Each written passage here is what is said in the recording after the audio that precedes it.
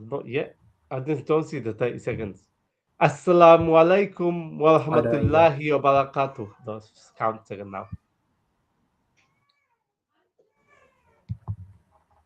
Assalamu alaikum wa rahmatullahi wa barakatuh. Welcome to the Muslim Council of Britain election night live with two of your amazing hosts will be with you this evening to discuss the important pertinent issues of elections and what's happening in your neighborhood. You're joined with myself, Abdullah, and I've got my lovely co-host with me. Assalamu alaikum, I'm Hamza, do you want to Hamza. say a Nice few to meet words? you all. Yeah, sure. No, So, it's amazing to. Perfect. Like, I hope, hope you can hear us whether you're watching it on Instagram or Facebook or YouTube or whatever channel that you think you're watching it. Welcome, welcome. Inshallah, we have an amazing lineup of hosts, guests, correspondents from the ground itself, just to hear what's happening today, what has been happening, and whether the hungry for change that we've been campaigning for the last couple of months, if not 3 to 6 months, around trying to get everyone out to either register to vote and come out on the day has been effective or impactful, as you can. So, Hamza, tell us a little bit about yourself so we can get started, so we can get a bit of warm up. I know people are slowly joining us, inshallah. yeah, no problem. So I'm Hamza. Nice to meet you all. I work as an IT consultant in the healthcare industry, and I guess I've always really been interested in politics, right? And politics more now than ever is just becoming more mainstream, and I think as Muslims over time we've starting to get more engaged. Historically, we haven't really been engaged, but as the political landscape is changing, we're seeing it more in the recent years, more engagement from our community, which is a good sign. And today is going to be a really telling time to see if engagement has gone up or not. So really interested to see the results of today's elections. Perfect, perfect. If we want it to be as engaging as possible, so please like, share, and comment. Start by saying where you're watching us from. It'll be really good to see where in the UK we've got a lovely map, whether you're joining us from Cardiff, Manchester, Birmingham, or London, or other small towns and cities across the UK. Please leave a comment below to say which city that you're joining us, inshallah, from. Hamza, what do you think? What shall we first dive on to start off with? Or what are your thoughts? What shall we start to the talking points on tonight? Also, I guess some of the bigger talking points I would say would be on um, probably general kind of. I think migration's been quite a big talking point. A lot of people wanting to talk about migration, and it's kind of been on the news a lot. So, what are your thoughts on that? That'll be really interesting. Definitely, we can talk about migration. Obviously, that's been on the news, and we know how some of our parties are playing with that. We can also maybe explain to you why local election is important. I know there are some people who are watching, and guess what, Hamza? They've not even gone out to vote yet.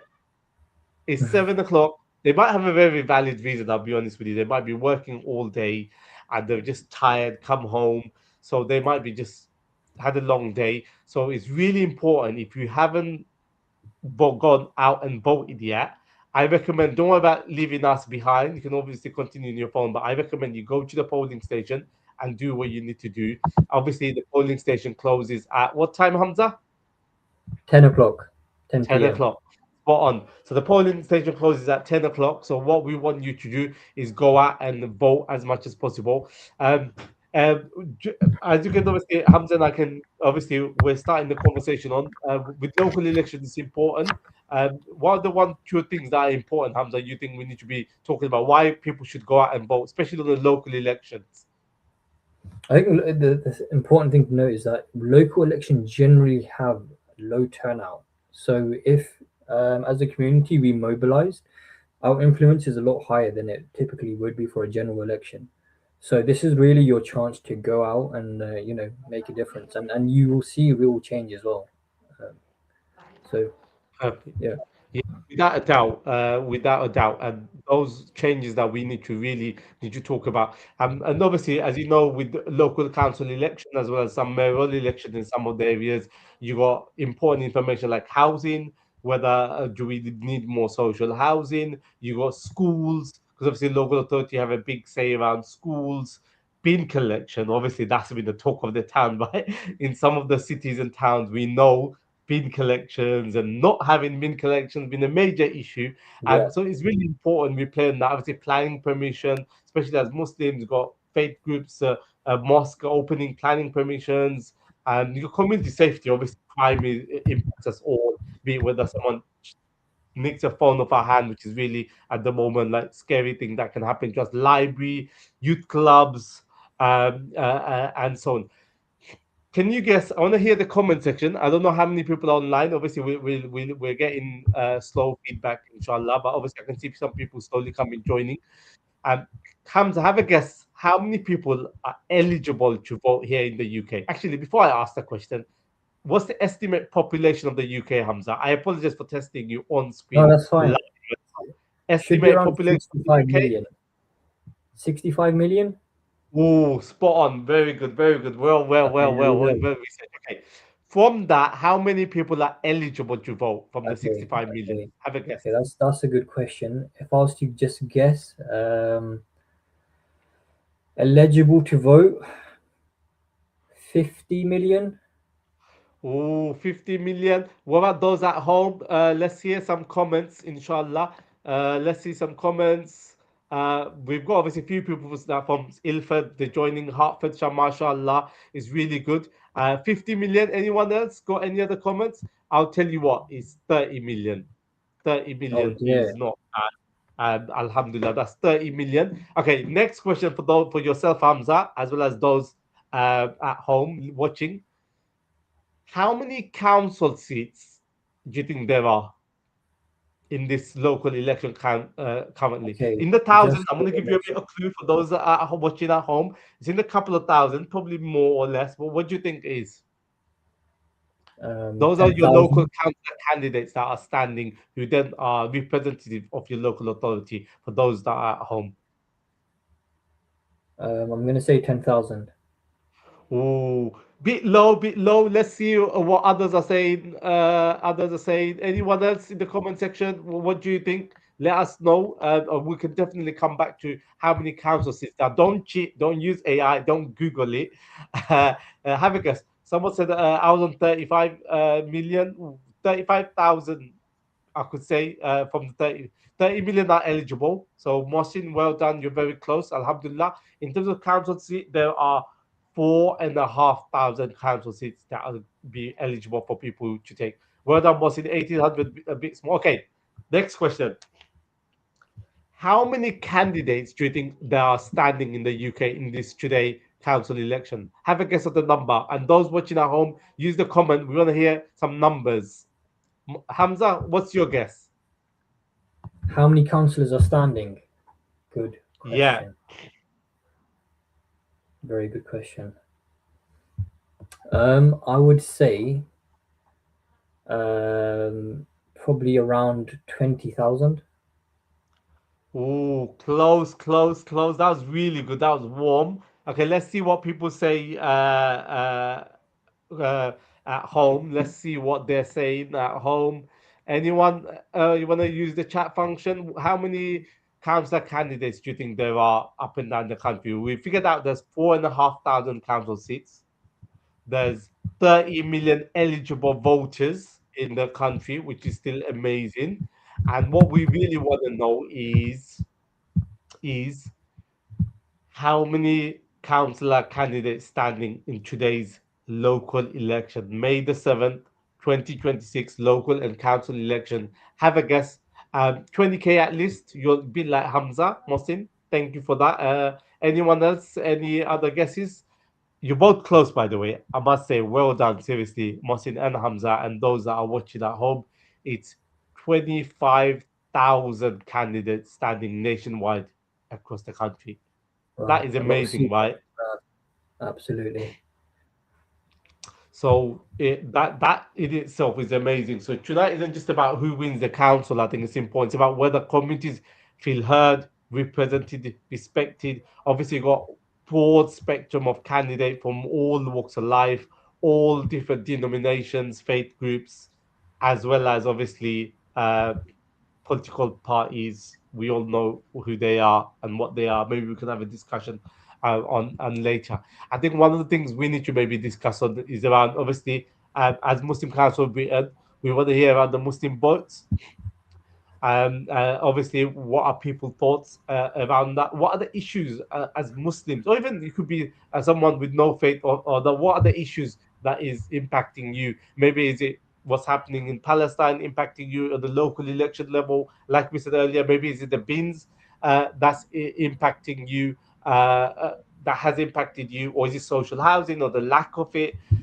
So we really want to start asking you if you could tell us in Yeah. your comment section what has impacted you, specifically around this election. Just a little bit of background. Hamza knows, mashallah, we started the Hungry for Change campaign a few months ago, which is around voter registration. Alhamdulillah, we helped register 3,000 new voters. Alhamdulillah. Obviously, a lot of people forget they either move houses or they move on, and so on. So it's really important that that that we can do that, inshallah. So Hamza, what's impacting you? Can you just elaborate a little bit more and unpack what's driven you that think this local election is important for yourself?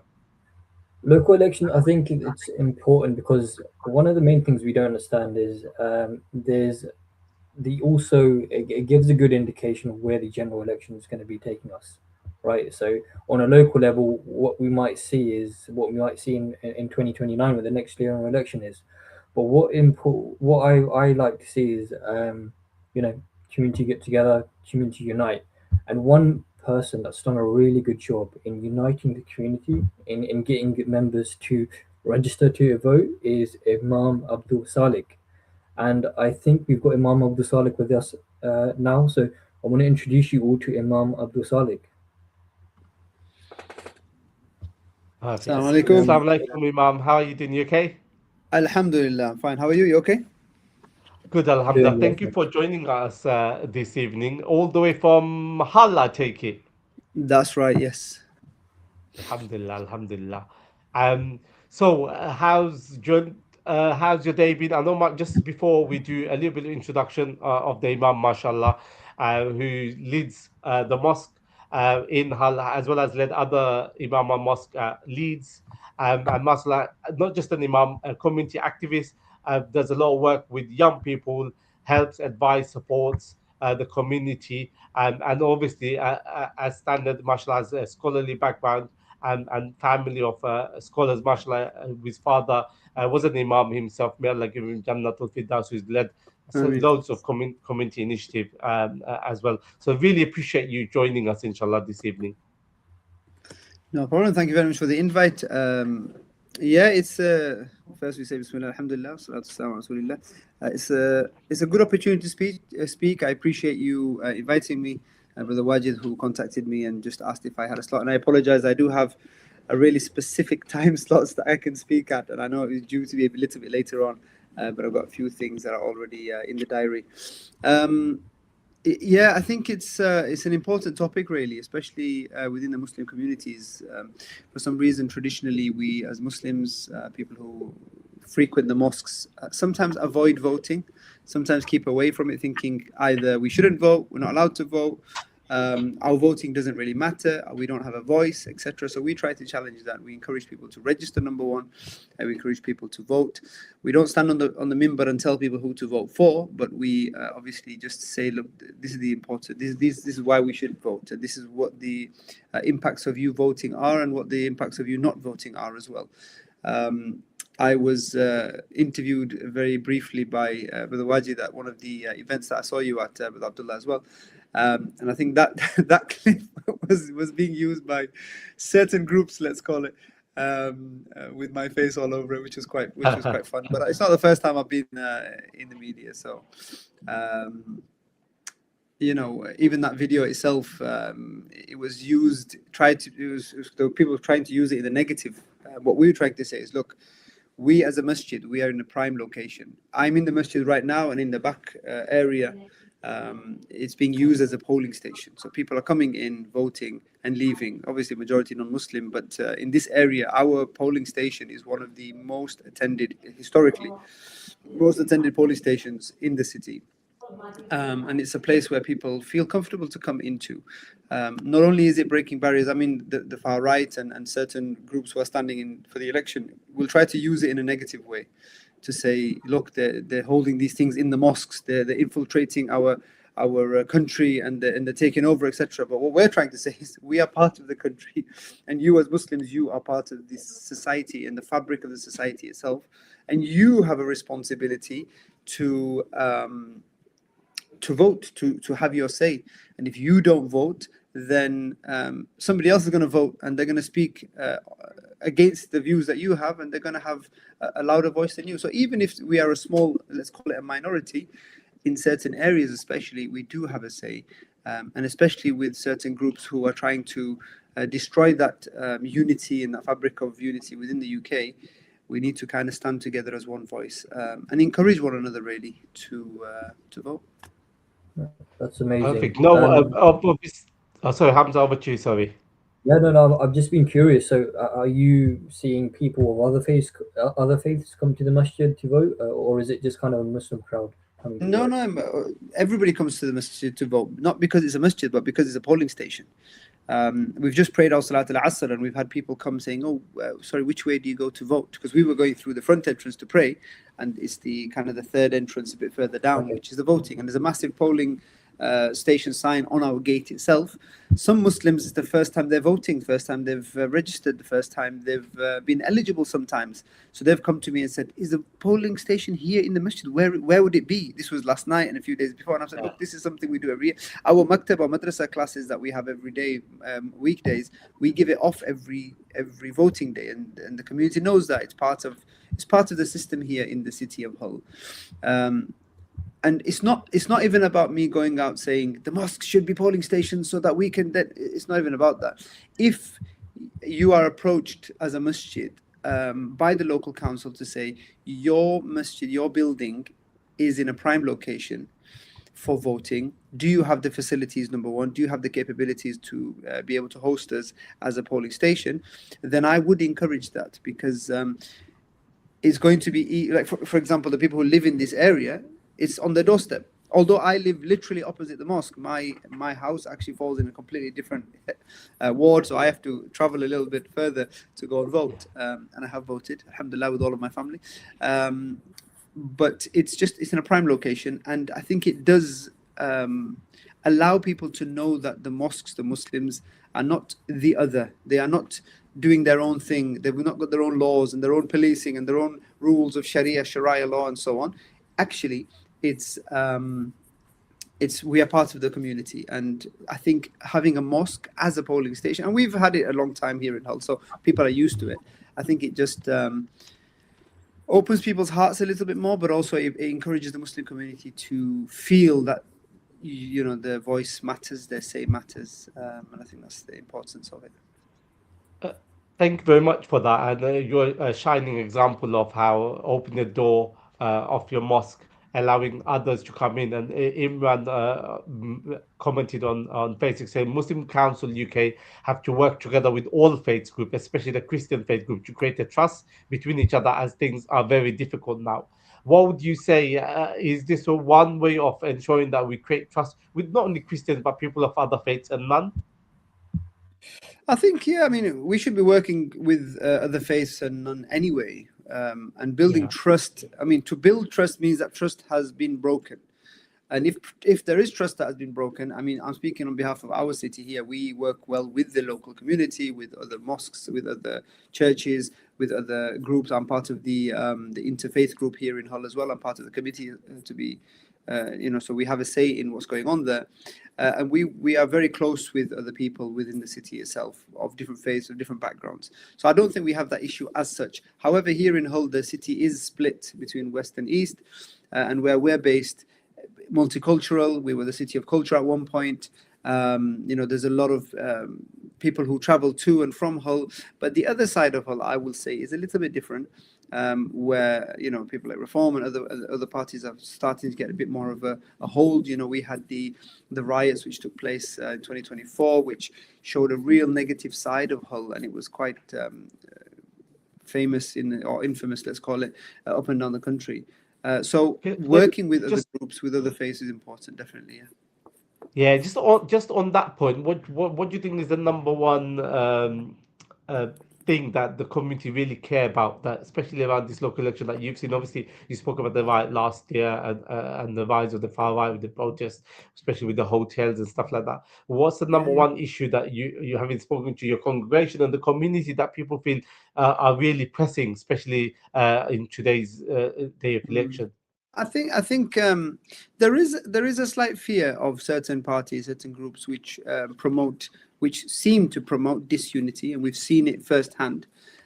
So it's more about the unity aspect here in Hull. So we've got people of different parties or people who support different parties saying, look, how can we come together to try and unite so that the hate and the hatred and the negativity doesn't preside here in the city of Hull. So we've got actual local councillors who are of certain parties, let's say, who say, look, in this area, it would be better, it'd be more tactical, it would be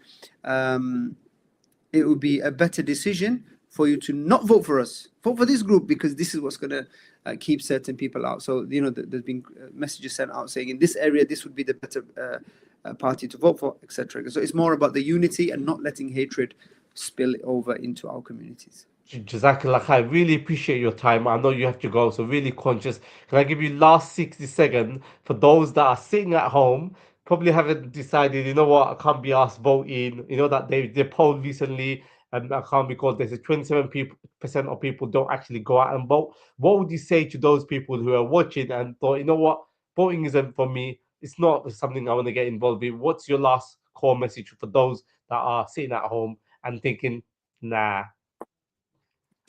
Number one, I think what you meant to say was those who can't be bothered to vote. But anyway, I think that's the Imam side. That's the Imam side. I think you need to understand that, number one, you should have registered. If you haven't registered, then there's not much you can do. Be ready for next time. But if you are registered, if you are eligible, then you sitting at home and not doing anything is not going to benefit anyone. It's actually going to have a detrimental effect. I think sometimes we say that if we keep away, absence is bliss. Like we don't do anything, we're fine. Actually, it's a negative effect. You going out, your one vote, your family's 5, 10, 15, 20 votes could make the whole difference within the city, within your city, wherever you are, up and down the country. So I encourage you to get up off your couches, go for a walk while the sun is out. The weather should be okay. Take your families, go and vote. It's an experience, and know that you are trying to make a difference within your locality. We as Muslims, we will be questioned about every single thing that we do or that we don't do to make a difference. And we don't want it to be that we had the opportunity to make a difference, to say something, to speak out for justice, to speak against injustice. And we said, no, it's okay, I'll remain silent. I'm trying to protect. I don't want to get involved. That's not what we as Muslims are encouraged to do. We are encouraged to be positive role models and active members of our community. And by voting, you can definitely make sure that you are doing that.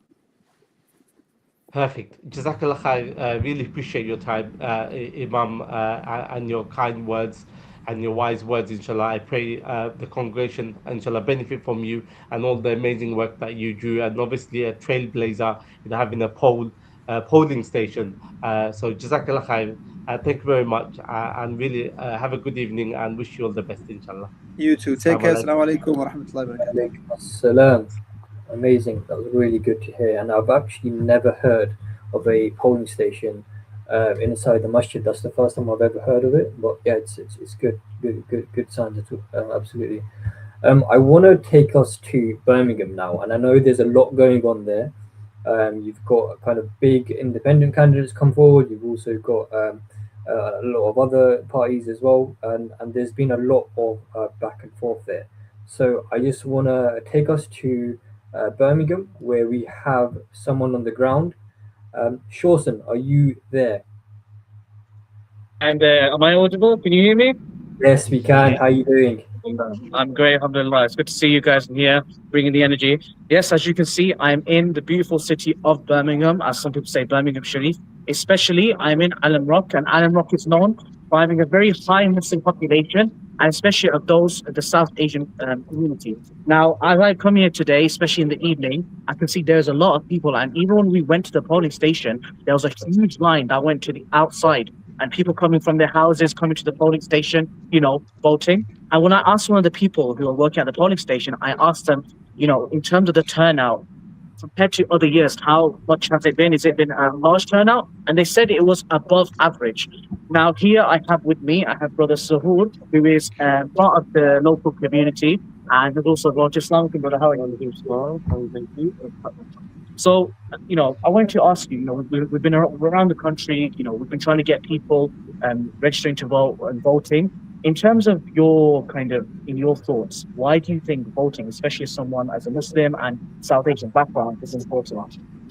Actually, I am thinking, obviously on the Birmingham City Council, in last 42 years, uh, I think Labour had 34 years ruling, and the rest 8 years, other party, which was the Conservative and the Lib Dem coalition.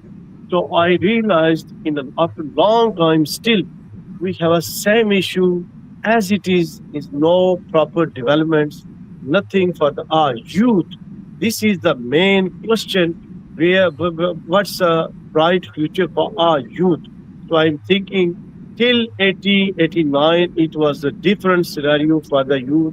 They had a special funding for the youth to teach them like a skilled course. Youth students not going to be in the uni, but still they can earn the money with the skilled. So the government, they stopped that project and they are not going to spend any penny for the future of youth. That's why we have to think and we have to go the people who lives local and they can address it betterly. That's why I'm thinking at the moment I'm going to support to independent candidates because they lives local and too many parties going to be contest the election in the Alamrad, but the mostly candidate from the outside. They don't live local. They don't know what's the actual. The people have a problems. The people are facing too many problems. That's why I decided after long time we have to give a chance to the independent because they have a potential. They are talented people. They belong to the youth. So why not? We have to give them on this time, but they will do a better services for the community or not. Yeah, thank you very much. And of course, as you mentioned, there's loads of different parties, and of course, people should within their community, as you said, they should vote for a party who they believe is best for them, best for their policy. Now, I want to ask you, how long have you been in this country? I'm 25 years old. Okay, and in terms of how long you've been here, compared to Muslims taking part in voting and being active in that, do you think there's been a change? Do you think it's increased, or do you think that it stayed the same from the years that you've been here? What kind of changes have you seen? I am thinking when I came on this country, so still Muslim people was going to be involved in the voting, Okay, going to be involved in the political system as well. Okay. Whatever is the House of Common, House of Lord, Yeah. Parliament, or the local council body as well. But at the moment, I'm thinking, our youth, our youngsters, last from few years, they are going to be involved in the politics more than background because we need it. I'm thinking, if you want to secure your future for your youth, for your kids, so we have to be involved in the political system because when you're going to be involved in the politics system, obviously they made a policy how to run the country, how we can do the funding to other communities and the other area as well. If our people is sitting in the parliament or in the local cabinets or in the local city councils, so they can make a better policy for the Muslim community or for the other local community as well to how to make a better development. So this is the very important. It is a good sign the youth is going to be involved. No, 100%. I definitely agree. Now, there are still some people who might say that they might not want to vote, or they might think that them voting doesn't make a difference. In terms of people who might think that, if you were to talk to them, what is one thing you'd say to people who, feel like their vote doesn't make much of a difference? Because I am thinking, they people, they thinking in own way because they are going to be disheartened, because the system is not going to be changed. That's why some people, they are not going to be involved in the political system. They thinking is nothing changed. Even today, outside polling station, today I spoke to one of the lady. She is really disheartened as well. I say, "Sister, why?" She's got issues. I say, well, try first time, try to independent candidate. If they are not doing anything, then you can say. Otherwise, you have to think about the others, because last from long time, of more than 20 years, the people are going to be support to the labor. But I told her, why not you are giving a chance to the independent? They have a potential, they are talented. And is a big thing, they lives local area. They lives in the between the communities, in different communities. So they knows the communities issues and how we can resolve the issue. So she agree with me. So we need to basically to teach to the community, teach to the public, make a nice environmental, how we can teach, how we can convince to them. So we have a different way to convince to the youth, especially in the school, when the kids go in the school. So I am thinking we need to be teach from school as well, because that's a basic root to endorse you how to live the life, how you secure to your country where we live, how we can make a better policy for our community and for the youth as well. So this is the very important to uh, uh, make a plan how we can involve to the youth. Jazakallah khair. But yeah, Jazakallah khair, brother Zabur. That was very insightful to hear your thoughts, and I do thank you. So, as you guys can see, there's a lot of people within yeah, Birmingham and within this community who are voting for matters that are very important to them. And as we said, that there are loads of parties. There's different parties. There's Labour, Greens, Conservatives. But you should vote for who you think is best for you, who you think is best for your community. And so with that, we'll still be around. We'll be speaking to people. I think for now, though, back to the studio. Thank you very much, Shawan, for that and for that interview live from Birmingham. Did you know, Hamza? Birmingham has one of the largest Muslim population of any locality here in the UK. Have a guess for those watching at home. Have a guess how many Muslims live in Birmingham. Have a guess number. I'm gonna guess 35%. That's close, very close. In terms of percentages, about 29.9% of population in Birmingham are Muslim, and that's one in third, and that's over 340,000 people, Muslims, live in Birmingham. Obviously, from the last statistics going up and down. So obviously, Birmingham plays a lot of key issues, and like the guests that Shawan interviewed, the issues around youth, unemployment, around feeling a bit like the local parties are not hearing the views and so on. So what we will do, we've obviously had the Imam, then we've gone to Birmingham. And for those that are watching on, please do leave us a comment about what you want us to discuss or any question that you may have with the guest. And what we've got next is our guest, brother from Irfan from the Waltham Forest Council of Mosque.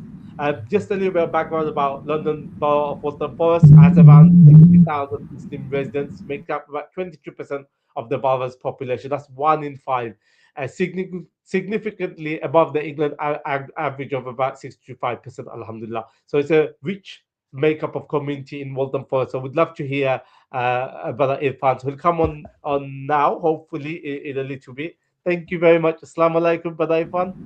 Walaikum salam wa rahmatullah. Can you hear me okay? Perfect. Yes. Alhamdulillah. Thank you for joining us this evening. We really appreciate having you on us today. Before we deep dive into some of the questions, if you could just tell us a bit about Waltham Forest Council of Mosque, why you were set up, what's your function, that might be great for the viewers and the listening watching us here tonight. Yeah, Bismillah wa sallallahu ala Sayyidina Muhammad wa ala alihi wa sahbihi wasallam. Thanks for having us on. Waltham Forest Council of Mosques is set up more than a decade and a half ago now, and it's a collection of all the major mosques in the borough and across all sectarian lines, as you would call it, from Al Hadith, Railway, Deobandi, and it's a really good working model actually for any other councils or mosques around the around the country, where we work together. Certain issues we keep off the table. Ramadan, Moon, we haven't sorted that one out yet. We leave that aside. But every other matter, there's parking, whether it's international issues like Palestine, drugs awareness programs. We've done performance awards, awards for talent in the local community. So many things we've done on a local level. And we've worked together, in a really good fashion, alhamdulillah. And it was set up with that intention. So even we have a graveyard, a Muslim graveyard in the region, and we need to work on that and make that suitable for the public. So every area where there's literally we can work together and our voice is united is more powerful. We've used those opportunities, and the council and the politicians appreciate that.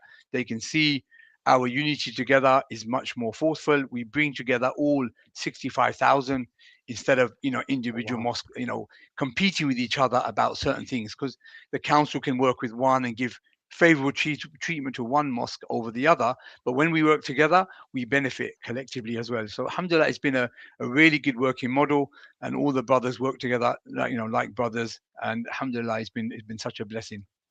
Alhamdulillah. Thank you for sharing that. And someone like yourself who's on the ground, speaking to so many members and congregation and people, and obviously today's a really important day of elections. What is the number one issue that you've having spoken to people that the people are actually thinking about voting and that's impacting them? That they've come to you that, you know what, this is what's really bugging me, and this is why I'm going out to vote.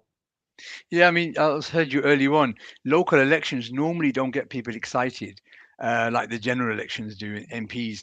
But we find a buzz. There's been a real buzz on this local election now, and a lot of it is driven around Palestine and Gaza. And so there's a lot of push towards the Green Party, and I'll address that point in a minute, because some people ask why an international issue is not the remit of a councillor, and why is this an issue. So I'll attack that in a minute.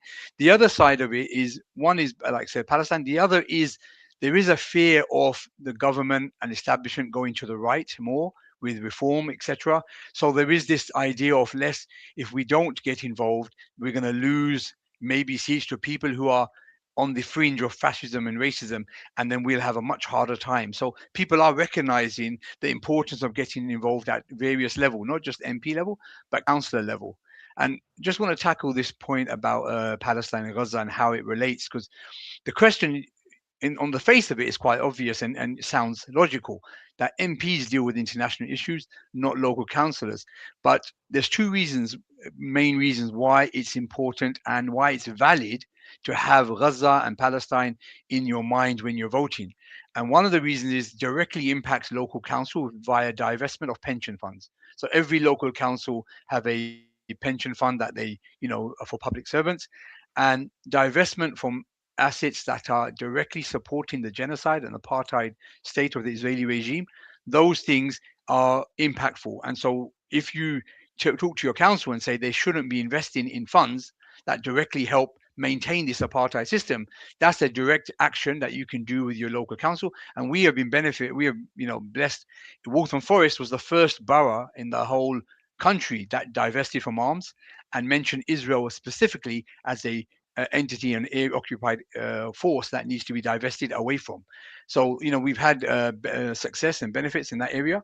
The other reason is, even without divestment, every MP, every councillor, every elected person must have integrity and justice. It's not a optional characteristic, it's a prerequisite to being elected.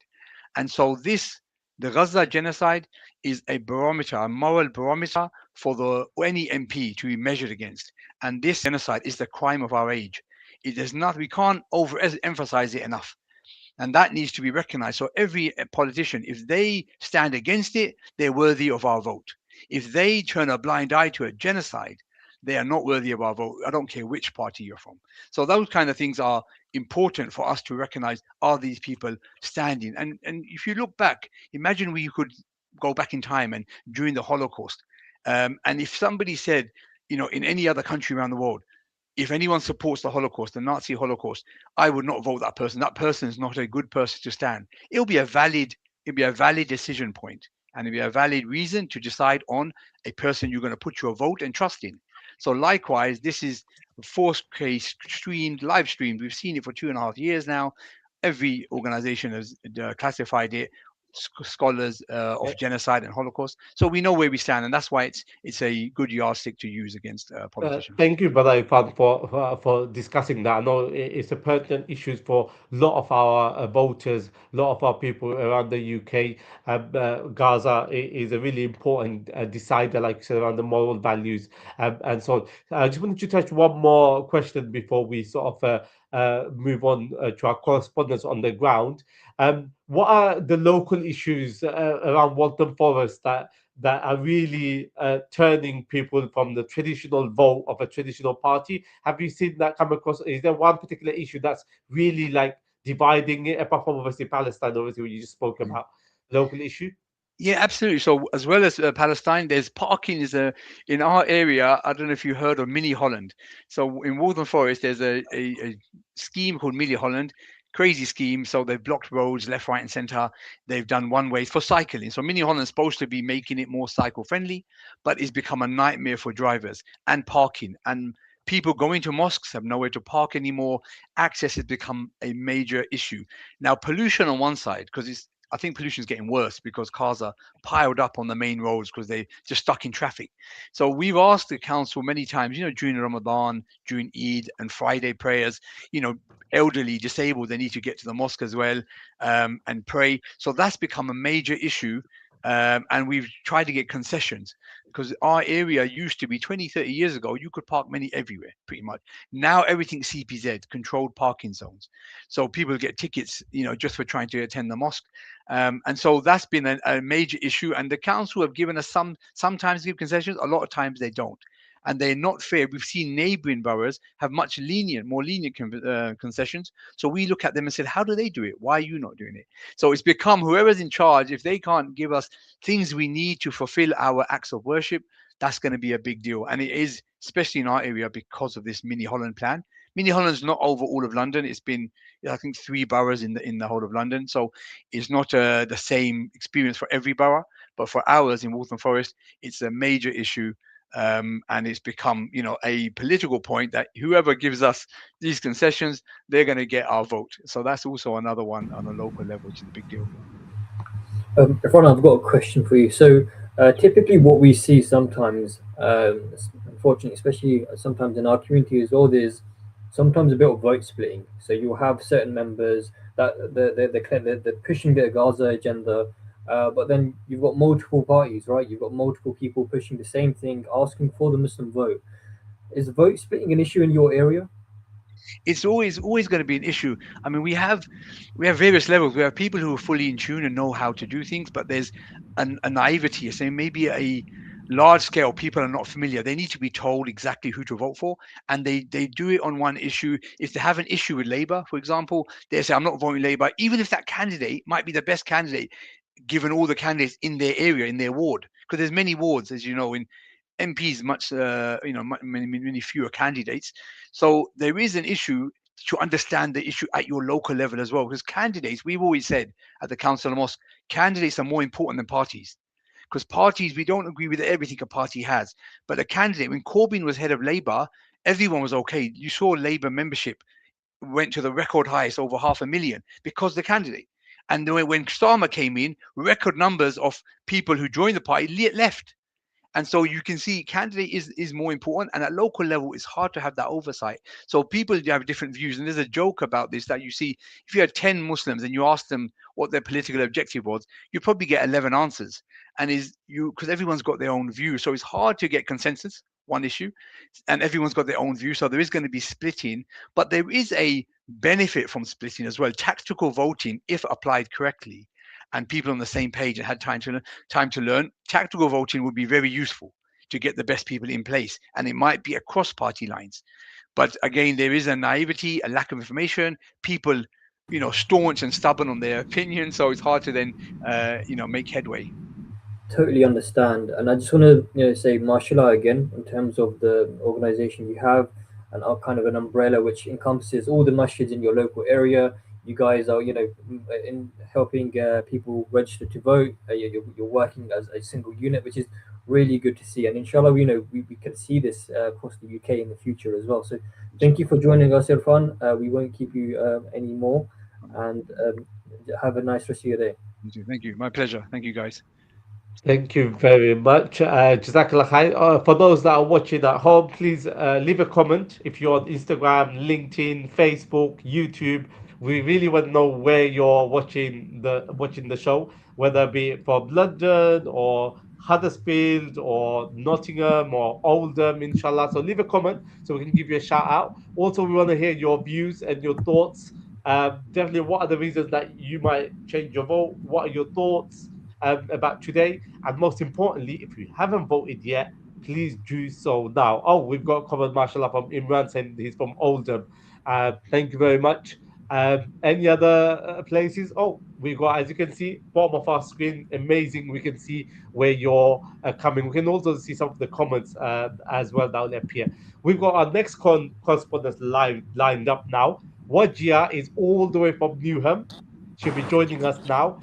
Did you know it's one of the largest Muslim population? Just like Birmingham, it makes up about 34.8% of the borough's population. So 1 in 3 population people in Newham are Muslim. That's over 122,000 Muslims that live in Newham, according to obviously the 2021 census.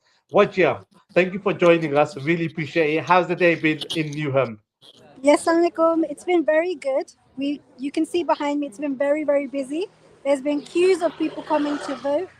It's been very active. There's been people campaigning all day, and I anticipate that they're going to be staying here until 10 p.m. and counting the votes as well.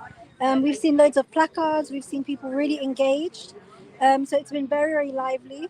We've seen a mixed demographic as well. There's been a lot of different ethnicities, different genders, different ages, people bringing their children to see them partaking in civic engagement, which has been really, really fantastic. I also have Samaya here with me now. Samaya actually voted this morning before work. So I wanted to interview her and get her thoughts on what she thought about her voting and her own civic engagement. So, Samaya, what does voting mean to you? Sorry. Yeah, so I voted in the morning today before work because I wasn't going to have time after. And the reason why I made the effort to go because I think that the local elections are quite important, despite it being local. Of course, they have benefits to the local citizens, and I think sometimes compared to the larger elections, you don't really hear much on what the parties can do for us. But of course, I think the host before mentioned they have housing benefits and environmental benefits and even students and things like that. But I think I was quite surprised actually because on the way to voting there was so many different campaigners but of the same demographic of independents and Greens and Labour and things like that. So I think definitely this time around compared to past local elections, there's going to be a loss of control in these local elections. I think it will be much it will be split a lot more compared to previously, especially because it comes from the same demographic. I think you can see we've got a lot of South Asian, but we do have other people as well. But yeah, I think in terms of engagement, I think it's really important. I think a lot more Muslims are starting to realize how important voting is, despite it local, major, doesn't matter, because of course it's about what benefits you and how can it benefit my family and my school and my children, things like that. But also how can I sleep at night knowing I voted for a company that supports the a party that votes for genocide to one that's anti-genocide, right? So I think it's definitely Muslims are starting to think about it more and genuinely genuinely consider voting more. But despite that, I think it's harder for them. I think there's a lot more parties, there's a lot more independent candidates that are more that really trying to campaign, and it's making it difficult for especially the elderly Muslims to vote. But yeah, I definitely think that as you can see, there's a lot of people voting. Yeah, it's really important. And what does the anticipation of potential loss of control, split votes, spoiled ballots, what does that mean to you, and how does it make you feel about local politics? I think it's a bit nervous because obviously when you when want people to vote, because obviously we want people to vote, but if they think like Labour's going to win, Conservatives going to win, they're not going to want to vote because like it's wasted. So if they hear like that it was split, or like there's like this party on the rise and things like that, I think it encourages people to either like waste their vote or like just vote for like a party that supports genocide because they think there's no point in voting. But I think like at the same time, I guess it causes a lot more engagement, like a lot more people are interested. Do you think people are more politically educated, especially Muslims in our community? Especially, I think older generations from previous times. I've noticed that there's an increase in political engagement and education. What would you say? I would say definitely education and engagement, not even just in terms of voting, but just even learning about like, okay, what even is the Green Party? What is the Labour Party? What do they actually do? Like, what do they stand for? Like, things like that. I think even like if Muslim voters don't vote, they definitely know about it. They definitely know like what's it about, and like they're definitely like starting to understand the significance of it a lot more than compared to before. Amazing. I have some final quiz questions for you. How many MPs do you think there are in the UK that are Muslim? Oh, I don't think there's a lot. Maybe like 10, 15. There's actually 25. No way. And how many Muslim councillors do you think that there are? Muslim councillors? Like a few more, so like maybe like 100? There's actually 300. 300. Yes. Wow, that's quite a lot. Thank you so much, Samir. As you can see, the queue is still growing in Newham and people are still engaging. But thank you so much for joining us from London, and I will send this back to the speaker. No worries. Thank you very much. There's also a child behind you. You need to remind them that they can't vote. You have to be 18 and over to vote. Just to remind everyone, but thank you very much. Perfect. While we have our next guest on, while we wait, just a little bit of fact finding. Please do leave a comment where you're coming from. Hopefully, our producer will appear at the bottom. Perfect, brother from Bolton. Perfect, very much. Who's joined us, which is amazing. I'm sure there's a few more people around the world that have obviously joined us. We've got someone from Essex as well. Perfect. Thank you for joining us. Hamza, just a bit of quiz question while people are joining slowly. Obviously, we're hoping people go out and obviously vote. If you haven't and you're watching this, you've got literally 2 hours left. 10 o'clock, polling station closes. So if you haven't done that yet, don't worry about us. We're not going to be upset that you're leaving us behind. Our hearts are not going to get broken. We want you to go and do your civic duty. Just out of interest, we just had Newham someone from Newham, Wajir, with someone around that.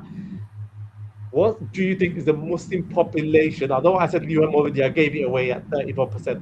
Just around London, how many percentage is the Muslim population at? Or you can, those watching at home, what's the percentage of Muslims living in London?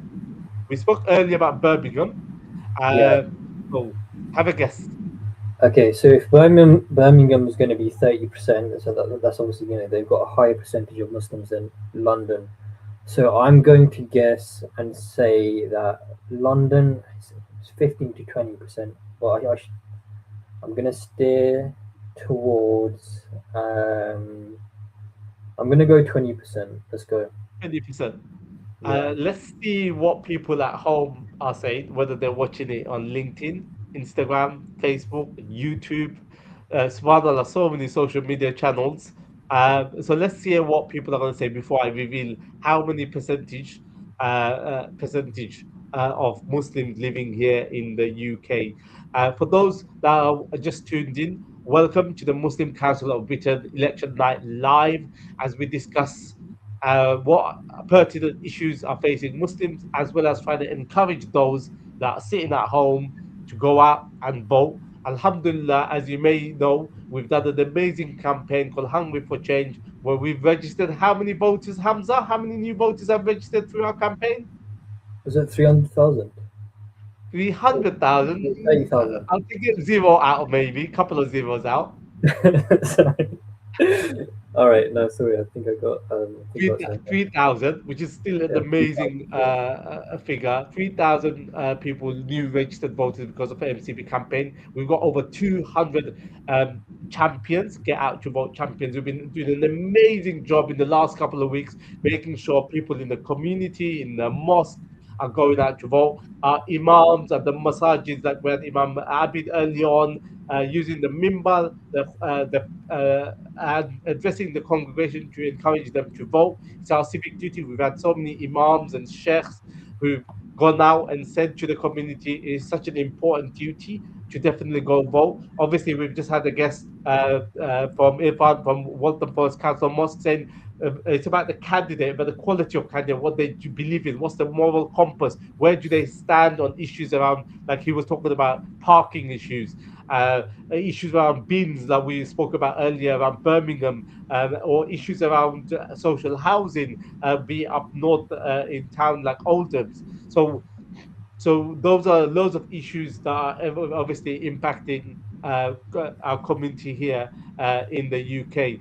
I just wanted to ask you, Hamza, while we wait for our next guest to come on, uh, do you think people are optimistic about today and the outcome, or are they going in terms of, are they voting because there's a hope? What do you think those that are at home, while Hamza thinks about this question, do you think, are you optimistic?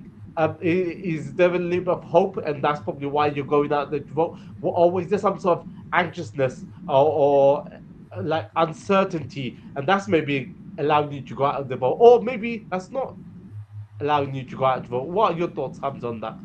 Yeah, I think it's two things. So there is been a bit of a political resurgence in the Muslim community over the past few years, which is really positive to see. And we saw that with independent Muslim candidates being voted in without even a political party affiliation.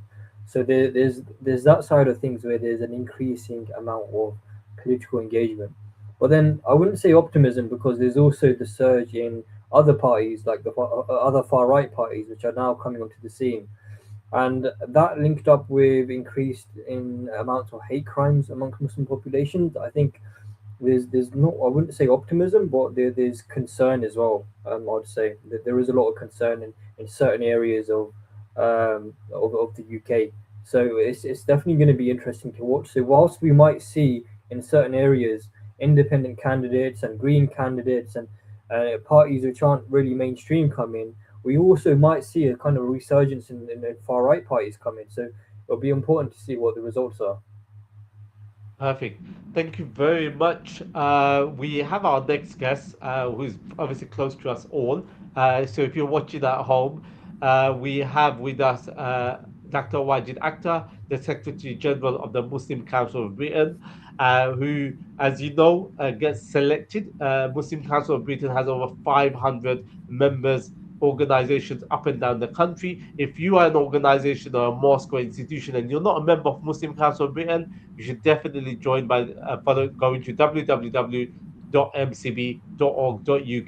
There are loads of benefits of being a member. One, you get to decide on who the elected officials are within the Muslim Council, being like the Secretary General, the Deputy Secretary General, and as well as the National Council, who steer the organization in terms of strategically as well as on the ground. But then you also have an opportunity to build capacity. MCV offers various training program at the moment. There's Growth Lab training workshops, from suicide to dealing with mental health to how do you get more young people involved in the organization. So those are some of the capacity building thing. And third and the final thing that we Muslim Council of Britain did really well is around advocacy, around the rise of Islamophobia, the stuff that you see on the news, and speaking sometimes on issues that are really impacting, be it what's happening around Palestine, be it what's happening on the news, around mosque being attacked, and so on, supporting organizations. So that's what Muslim Council of Britain does.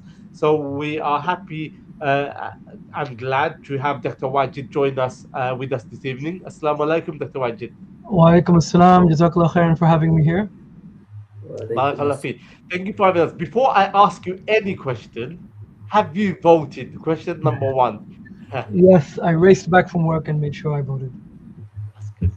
Jazakallah khair. Thank you for having us. I know I spoke a little bit about Muslim Council of Britain and the work that they do. Could you just start by telling us a little bit of work around, especially around voter registration? Why was it pertinent? Why do we need to actually uh, get people out to vote? Why do we need to actually participate in this form of democracy? Or what are your thoughts on that? So first of all, Jazakallah for having me here, and I love what you guys are doing, mashallah. This live stream, it's a little bit of a dream come true because we need to politically empower our community. We need to spiritually empower it, economically empower it. We need to politically empower it, and we're not going to politically empower it by just telling them off. You vote. Why aren't you voting? What's wrong with you? Arguing with them, whatever. We need to make it fun. We need to make it interesting. We need to make it something that they want to engage in. And there's not a lot that we can learn from the Americans, you know. But one of the things that they do well, they are very good when it comes to elections. They're very engaged. Everyone's very interested. They do get out the vote campaigns. They do watch parties. So we're trying to introduce that here in the UK.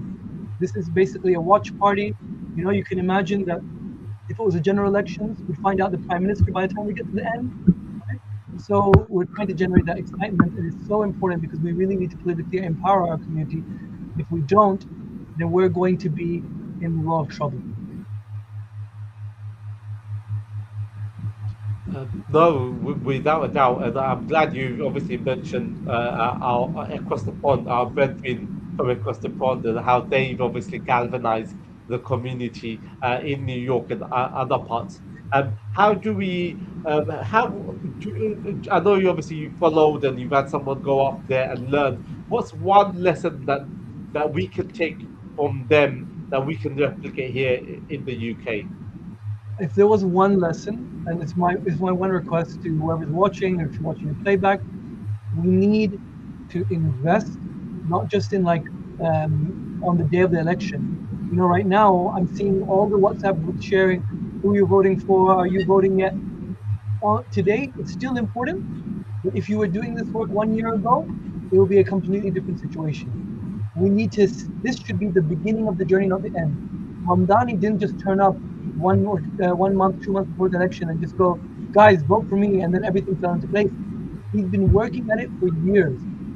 So let's get some get out the vote champions, inshallah. Let's have a get out the vote champion in every borough in the country who's working from now to register people, to engage people, to educate people, to coordinate people so that our voice is more powerful, inshallah. I was just speaking to a friend of mine on WhatsApp, and they went obviously, as you can imagine, and they forgot the photo ID. I've got a feeling a lot of people probably went to the polls and forgot the photo ID, and maybe have been put off by it. What ID do you require, Doctor, to go to the poll for you to be eligible to vote? Any photo ID works. Your driver's license, your passport. If you've got a valid photo ID, they'll count it. They're very helpful. If you don't have a photo ID, let's say you just turned 18, you haven't got your driver's license yet, your passport's up for renewal, you can ask them to send you a photo ID, and they will do that. The deadline finished a little while ago. I would say just make the effort. I know you made the intention, you went, and then you forgot your photo ID. It's a real headache to go back. Just do it. Someone was saying yesterday in our national council meeting that in a major election in India, the candidate who was like pro-Muslim lost by one vote out of 300,000. You never know. Make the intention. Your job is to do the work. You make the intention. The results are with Allah subhanahu wa ta'ala. Hamza, over to By the you. way, I've got a quick question for you. So, in terms of this election, there's a lot going on. You've got the kind of surgence of independent groups, which we're now seeing in Redbridge and in Birmingham. You're also seeing far right parties being projected to win major gains across the UK. Labour are expected to make massive cuts as well. They're forecasted. So what are the top few things that you're going to be keeping an eye out in this election? I'm obviously, like everyone else, I'm going to see how things are working, whether the Muslim community managed to organize themselves, whether the anti-racist part of the community, which is the majority, managed to organize themselves. Let me give you some ideas, right? The people who are really far right are a very small minority in this country, right? And people who are even sympathetic towards them, they're still a minority. But the problem is that minority, they're very coordinated. You know, they will vote between one or two parties maximum. Between those who are against, they will vote between 5 or 6 parties, and many of them won't vote. So, what's really important for us to realize is that this tactical voting is an extremely important concept. If you're not going to be tactical voting, you're going to constantly lose because you've got 10 parties on 15%, and the far right party on 16% wins. Well, tough. You have to, at some point, as a community, because the politicians are going to be politicians. They're never going to say go vote for somebody else. We need to make that choice for ourselves, and we need to see if whether we've got that right. My suspicion is that we probably have not. There are some communities that are very coordinated. You've seen them. They've sat down. They've had hustings. They've made come to a combined decision. But there are many that are still not as coordinated as it could be, and that we want to make that change, inshallah. The other thing is, I suspect that a lot of people voting for the far right are doing so as a kind of protest vote. But I'm just speaking to the British public here. Many of these charlatans that are running in these parties are the same people who destroyed the economy, right? It's why we're all poorer. This country is losing 200 billion pounds a year because of some of these individuals, these same individuals. And if you're voting for them, then really we need to ask ourselves what's going on here. Why are we doing this? Why is the country thinking about getting themselves in a position where they're voting for people who actually really harmed the economy and have no valid policies apart from send everyone who isn't the same skin color as them back home? We need to start asking those questions and realize that actually this is a narrative problem that not only Muslims but many immigrants, those who are anti-racist, we have a problem in terms of how we're communicating our message. Otherwise, we're not getting across to the average person on the street. We're not resonating with them, and they're getting really upset, and they're just going for essentially a protest vote or for whoever they think might be able to solve their problems.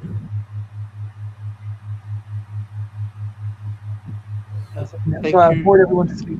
No, no, no. We were in between thinking. It's really important that actually you spoke about that one around obviously voter frustration around what the other side are doing and so on. Um, as Muslim voters, do you think there's a couple of people who are either ignorant, there's other people who are either lazy, or what should be one of the motivations that you think people from the ground or people that you've spoken to should allow people to really go out and vote. Even if they think, I'm not bothered about this election, it doesn't impact me. I'm comfortable. I've got a nice house. I've got a nice home. Or they could be the other way, where what them politicians, they never listen to us. They're all liars, and they do all those bad things. They've got no moral high ground, and I'm not going to vote for anyone. What do you say to people like that who are on the either spectrum of opinions, and they're like, what, I can't be asked. How would you convince them? I know it's a difficult one, and apologies for a difficult No, question. that's exactly what we need to do, right? That is exactly what we need to do. We need to be able to speak to them and explain to them that, hey, I know you've got everything you want, but if you do not take part in the process, then what's going to happen is you're going to end up being a slave of the people who do take part in the process. You can't, when they turn around and say you can't have anywhere to get buried, right? We don't need Muslim burial spaces. There's too many.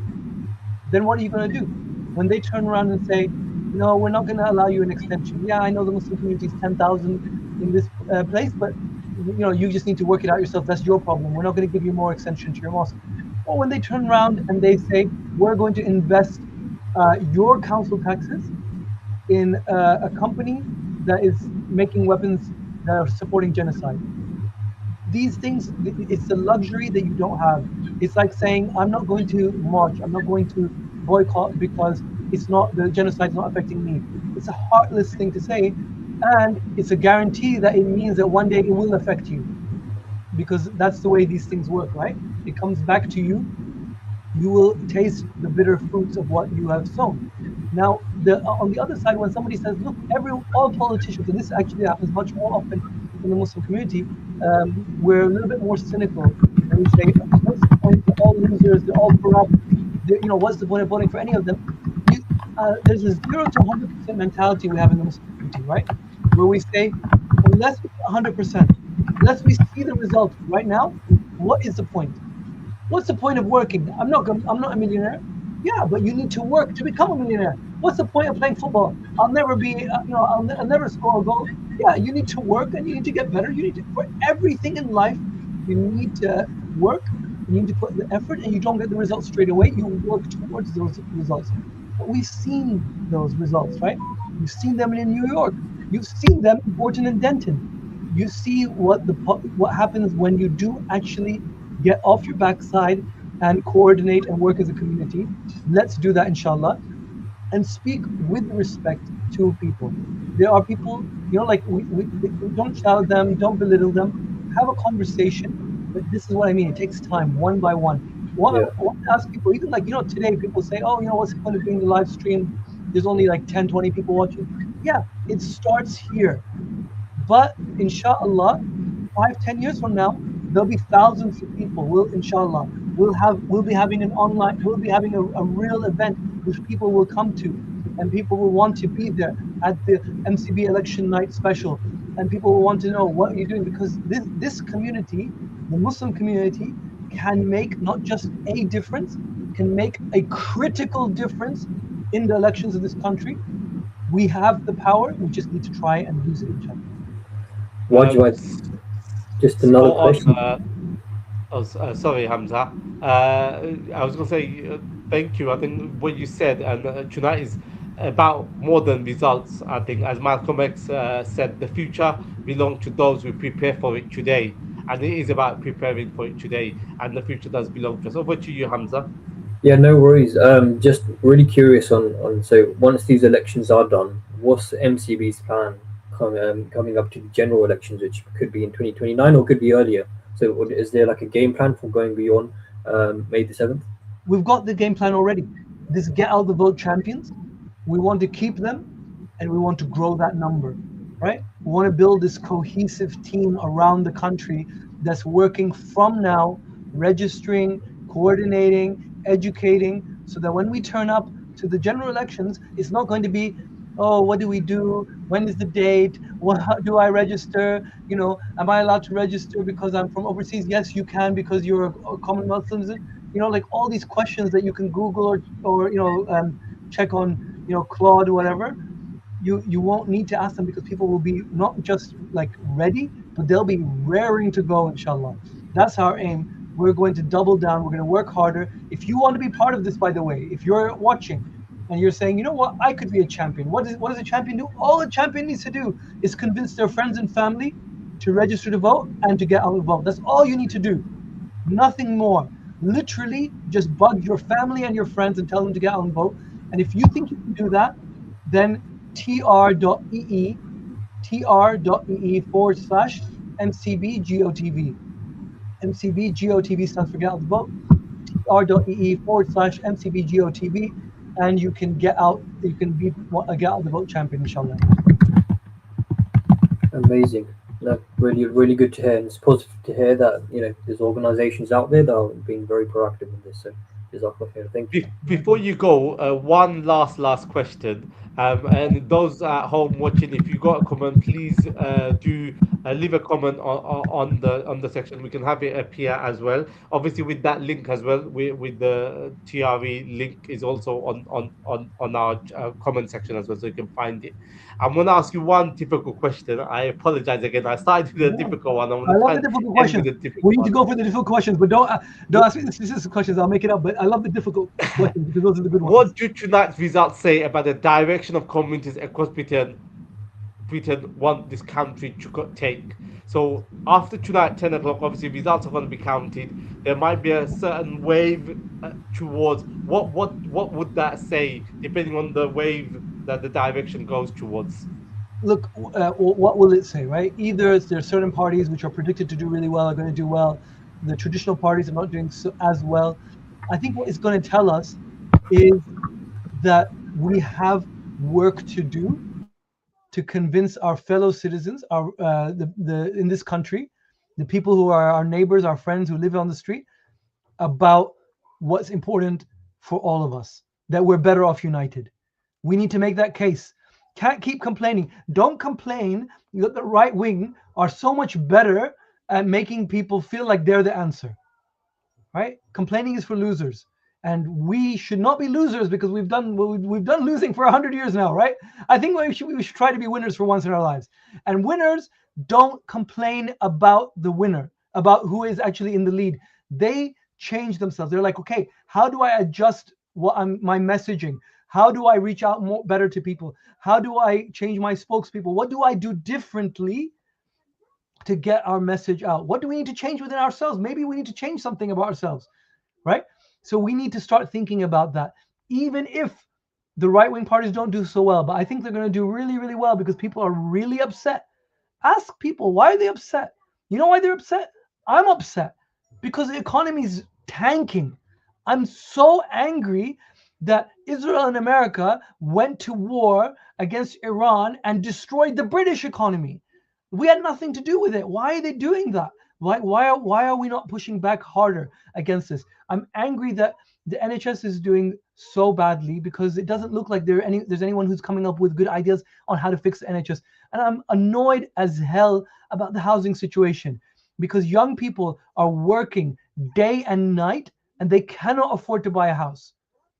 No wonder we're losing productivity as a country because they're like, what is the point?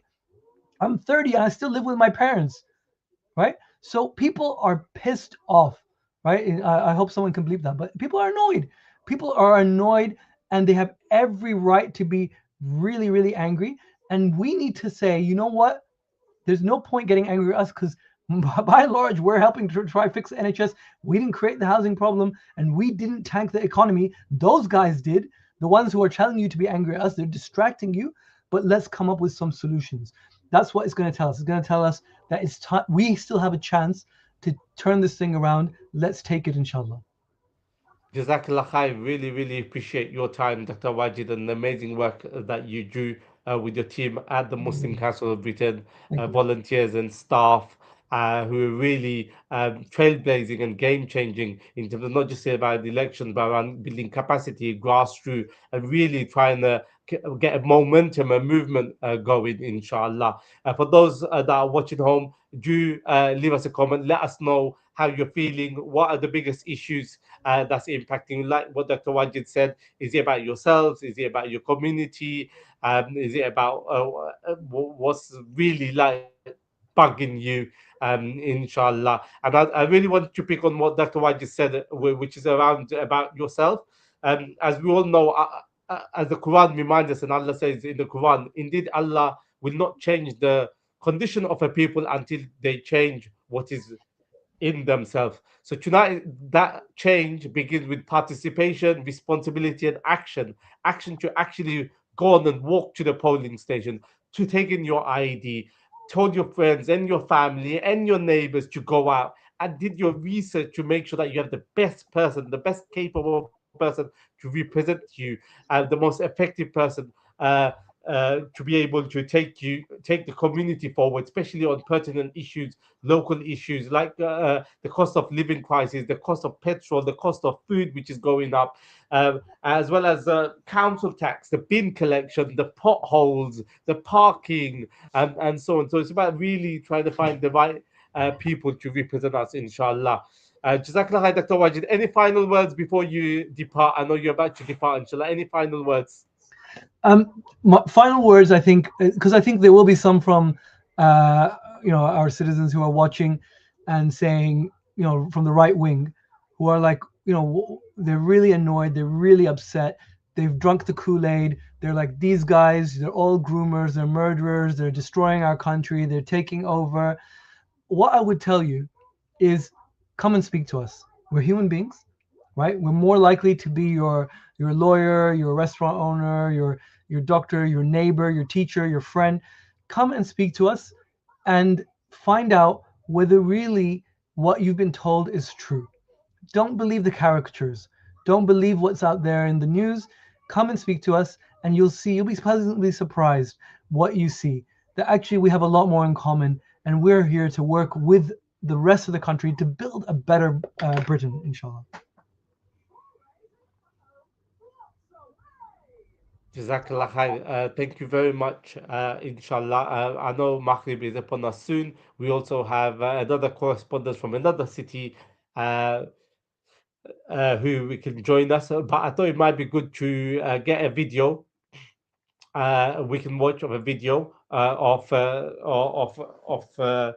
community leader to say a few words about why it's important to vote. Just a reminder for those that are watching, tuned in live. You're watching the Muslim Council of Britain election night live with myself, Abdullah, and Hamza. We're both presenting, and we're here till 10 o'clock when the poll obviously closes. Obviously, I may depart. We have another host with us, but we're also going around the country with correspondence. We've already been in Birmingham, Newham, if you missed it. And obviously, you can watch this again. Do leave us a comment. We really want to know your thoughts, we think we should, what we should discuss, and so on. So whether you're watching it on Facebook, YouTube, Instagram, LinkedIn, please press share, please like, please comment.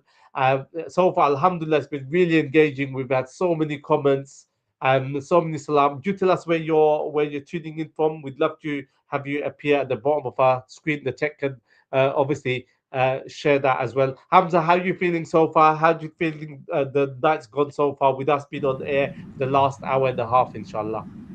It's been really interesting to see how Muslims across the UK are engaging, and it seems like this year, more than ever, there's been a real change. There's been a real drive across the country, and it's something that's quite good to see. It's there's a bit of a united force in terms of motivating each other, getting out to vote. So really positive to see, and it's good that we're also thinking ahead. We're not just thinking about this election, we're also thinking about the next general election. And I think as a community, we need to kind of look and address a lot of issues, right? So if in the media you're having certain issues that are being pushed across, how are we as Muslims, everyday ordinary Muslims, going to counter this? What are we going to do, right? So is it about cleaning your neighborhoods? Is it around meeting your neighbors, engaging with them, talking to people about your work, right?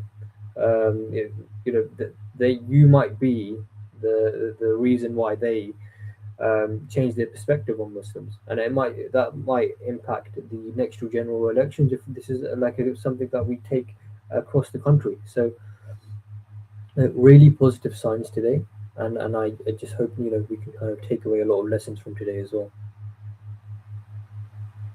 Perfect. Jazakallah khair. Really appreciate it. What we'll do, we've got our video. So last year Muslim Council of Britain went around the country, listened to your views, what's impacting Muslims, and we went to small towns like Leicester, big cities like Birmingham, and all across the country. It was online and in person, and we called it town hall. A town hall is a place where people air their views, some difficult conversations, some awkward conversations, what's impacting Muslims, what should be the priority of the Muslim Council of Britain. So we've got a really good highlight reel video around the town hall video, what people said and what was the impact. So I'm going to ask our producer to play the video now, so we can hear a little bit about the town hall that took place last year and the impact. Over to you. What is the biggest issue facing British Muslims? Is it Islamophobia, or inadequate housing, or a lack of education? Is it drug abuse? Is it that we have too few opportunities, or is it just straight poverty? Maybe conflict in other parts of the world is affecting our mental health, as well as pressures here, from elderly care to job insecurity, to safety on the streets, to domestic abuse. What is it that really deserves our attention? The truth is, it depends on who you are, where you live, and what you hope for. Since January 2025, we've been to more than 30 towns and cities and held more than 1,000 meetings. From Manchester to Birmingham, from London to Leicester, our regional town hall events brought together hundreds of Muslims from every walk of life. Together, they painted a powerful and sometimes painful picture of the British Muslim experience. We heard stories of struggle. Converts spoke of abuse and domestic violence. Refugees spoke of feeding a family on just £9 a week and navigating untreated PTSD. There are increasing mental health issues in communities where sufferers are stigmatized, where imams lack training, and where faith-sensitive NHS services are simply not available. Turkish, Middle Eastern, and North African communities felt excluded from mosque leadership, Far Eastern Muslims being virtually invisible. And even professional Muslims described hitting glass ceilings, facing Islamophobia in the workplace, often with censorship on expressing their concerns. School pupils spoke of hiding their Muslim identity due to bullying, and then, in university, student Islamic societies struggle with underfunding compared to other faith groups. Many Muslim initiatives run on passion, not pounds. We know what you're thinking.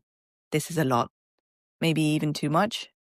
But up and down the country, we found people working hard, from providing education to refugees, to opening soup kitchens, to making mosques more inclusive, to advocating for victims of Islamophobia.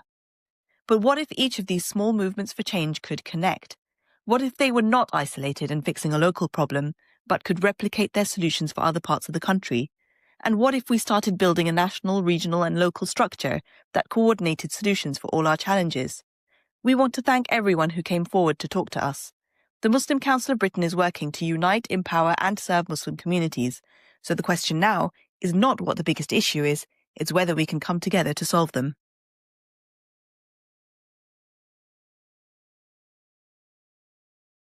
I hope you found that video useful and informative. The town hall was an amazing opportunity for the team here at Muslim Council of Britain to go across the country to hear some really, really important, pertinent issues impacting us. And the video highlights the work that we need to do. We need to come together with our vision of unite, empower, and serve. And so, without further ado, we have our next host with us who will be taking you till 10 p.m. I hope the last hour and a half you've had a really good insight. We were very fortunate to have Imam Abid from all the way in Hull, who are a polling station, a trailblazing masjid, mashallah, more than a mosque. They do youth work, community work, food bank. They work with community groups across Hull, interfaith work. And he spoke about the importance of having a center like his where all faiths and none come together to vote. Then we heard from Irfan from Waltham Forest Council of Mosque, who have an infrastructure umbrella organization, and he spoke about the pertinent issue of Palestine and how that's impacting people, as well as local issue around parking and around low traffic network, which is really nice to hear. We also heard from our correspondent Shawan from Birmingham around issues around the frustration they feel with politicians and their guests, and then Wajia all the way from Newham and her guests around how we saw a very busy polling station. So it's amazing. Alhamdulillah. Hamza, how's your evening been so far while we get Zahra in this conversation as well? Evening's been well, really good conversations so far, and I'm looking forward to some of the conversations that are yet to come as well. Got some, as you mentioned, some of the independent MPs that were elected. We're going to be hearing from them, so it'll be really good to hear how their kind of story in terms of their life as politicians have been. But yeah, really, really interesting. I haven't had a look at any of the polls though, but would be interesting to see what some of the polling is saying about some of the results today. I know you get unofficial polling that does come out, but it would be good to take a look at that. But yeah, really, really interesting conversations. Abdullah, in terms of, I know you're based in East London, right? So how's it been in East London? What's the political climate like there? You mentioned East London. East London is very active, mashallah. Obviously, I've been up and around East London. Tower Hamlets, as you know, is very active. There's a couple of independent candidates. There's independent parties. As always, Tower Hamlets is beautiful to watch. People are very active and very involved in the community. They care deeply about what's happening. So Tower Hamlets is very vibrant. If you do want to witness a really nice election, I'll be honest with you, Tower Hamlets. Obviously, I've been around Redbridge as well. Redbridge, obviously, they've got a new independent party. Obviously, Labour are currently in control of that administration in Redbridge. So there's a big hoo-ha around that. So that'll be really interesting to see where Redbridge takes us. And then obviously Newham also has an independent party that's also trying to go against Labour. Obviously, Labour's established. There's a mayoral Labour election. So in Tower Hamlets and Newham, there's a mayoral election. Hackney is also very interesting. There's rumours around polls around Greens doing very well in Hackney as well as Waltham Forest. So Greens are possibly are going to get a lot more council seats around Waltham Forest and Hackney, as well as probably Newham and Tower Hamlets and Redbridge. So a lot of interesting things are happening around East London. What about yourself? Tell us where you're from and how's it looking there, and what's the Yeah. landscape like? So I'm from based in West Sussex, Crawley, and over here there's we don't have a bigger that much of a big Muslim population, but typically we've had a lot of Labour council seats, and because of the shift in the political climate in the UK, Crawley's been a bit of a hotspot. So as we're located near the airport, we have a lot of hotels, and because of that, we host a lot of the refugees that come over. And certain far right groups have taken advantage of this situation and kind of doubled down in this particular area. So there's a lot of anti-refugee sentiment in this area, and that's because of the situation. It's been taken advantage of, and we're looking to. It's looking like there's going to be a big reform surge in my area. So that's it'll be interesting to see if that actually comes into action.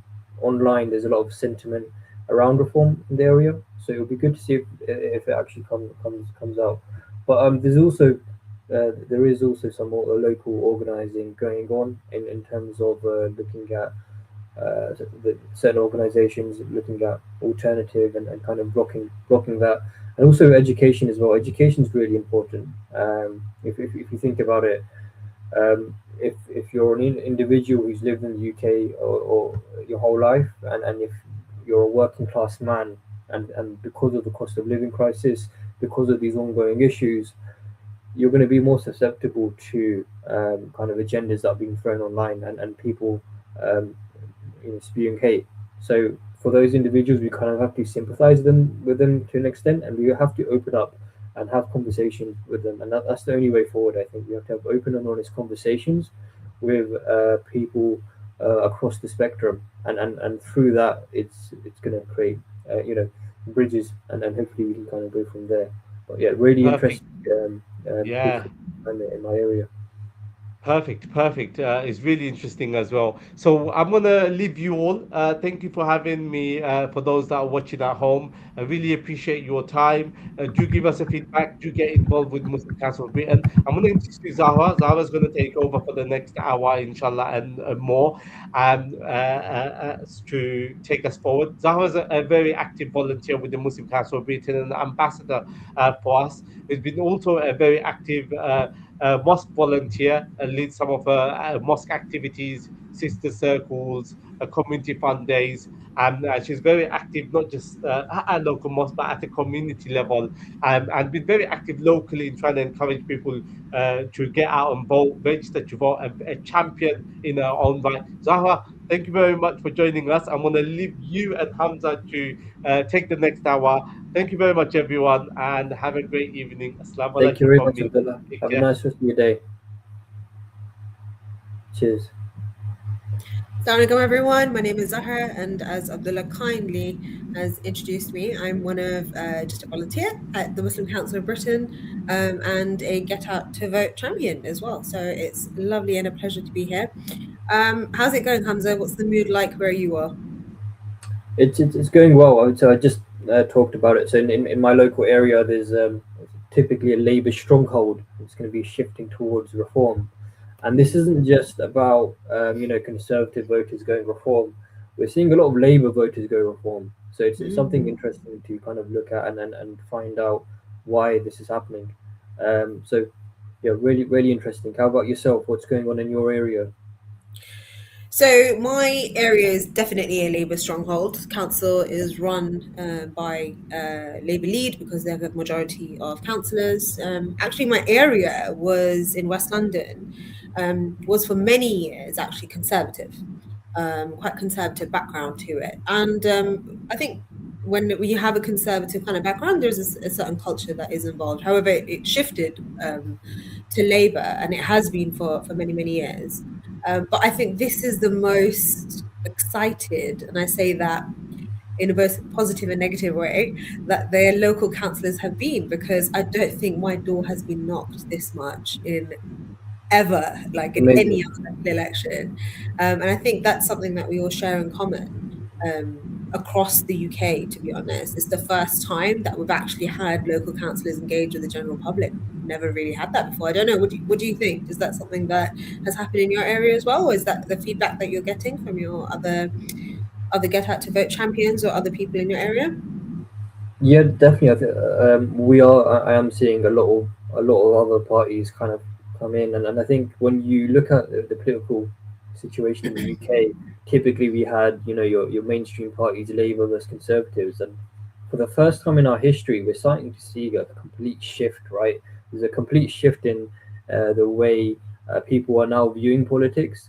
It's not about voting Labour or Conservative. People are now looking at alternative parties, and those alternative parties, if you look at the polling, are coming and they're we're seeing them head to head with some of the mainstream parties, and because of that, it's kind of incentivizing people. I think people are now more confident in providing a vote away from the mainstream parties, and with that, people are getting more politically engaged. Before, you kind of had your establishment parties, and through that you had barriers to entry, and not everyone felt like they were engaged, and now the doors are opened, and now anything's possible. You don't know who's going to win, and that kind of brings a level of excitement to it as well, and we're Yeah. definitely seeing that across the UK. So we have Lara, who is in Cardiff at the moment. So let's go and invite her on. Let's see what's going on in Cardiff at the moment, because Wales and the area, just like Scotland, have interesting local elections because they also have their parliamentary elections going on. So let's see what the mood is with Lara. Is she coming on? That's me. Welcome, Lara and Nashra from Cardiff. Hello. So we are here outside. Hold on, can you see that? Yeah. We are here outside of the polling station in the city centre, Cardiff Library Hub. And we are going to be interviewing some people around. The turnout is has been incredible. amazing. A lot of people have been coming in and out. So we're just waiting for this action to be. Yeah. Amazing. So, guys, what's the mood like in Cardiff? Like, what have you been out campaigning? Have you done any canvassing? What's going on there? Can you repeat the question? I said, so what's the mood like in Cardiff? Have you done any canvassing? Have you been out and spoken to people? We're discussing how these local elections have been like quite unique. There's been more of a political engagement in these local elections that have never been before. So what's the mood like in Cardiff right now? I think we're losing connectivity on them. Yeah, there has been some canvassing even outside this library. Like 30 minutes ago, there was a Green Party candidate standing here and canvassing for a Green Party. In terms of like our university has done a lot of initiatives to encourage people to vote. So yeah, I think that there's been some motion to vote. Within the Islamic Society, we have conducted a series of interviews, not series of interviews, but videos with 5 candidates in Zainab Akbar, and we've been able to get some of her thoughts and some of the 5 emotions. That's been the university's engagement with politics. Yeah, so it's been going good. A lot of people have been turning up, a lot of people have been engaging, people have been sharing it on social media. So it's pretty good. Like even right now, there's like families walking around. Yeah, we're just waiting to catch a few people to come outside to interview them. Over back to you in the studio. Awesome. That's good. So we'll catch up in a bit. Hopefully, we'll have some more information from Cardiff. They seem quite positive about their outlook on the local elections, inshallah. No, absolutely. It's interesting to see how local elections are kind of in what local elections are like in Wales compared to England. Yeah. So yeah, really I think they interesting have more insight. options when it comes to those areas. So let's see. I think we have another brother we can bring on. It's Brother Marshall from Manchester. Manchester is something that would be really interesting. It's got a relatively big Muslim population, Yeah, and typically it's been a very strong Labour stronghold. But as we've it seen in a has. recent by-election, there was in Norton, we've seen a green win. So that kind of Gatland shook up didn't, yeah. the table, right? So what are we going to see in Manchester? Yeah, it'll be really interesting, especially because it is a stronghold of. Yeah, I mean, Andy Burnham was the mayor, or is the mayor rather, I think. There, so it'll be interesting to hear from someone from the ground in Manchester. We'll wait for them to come on, Charlotte, and then we'll see.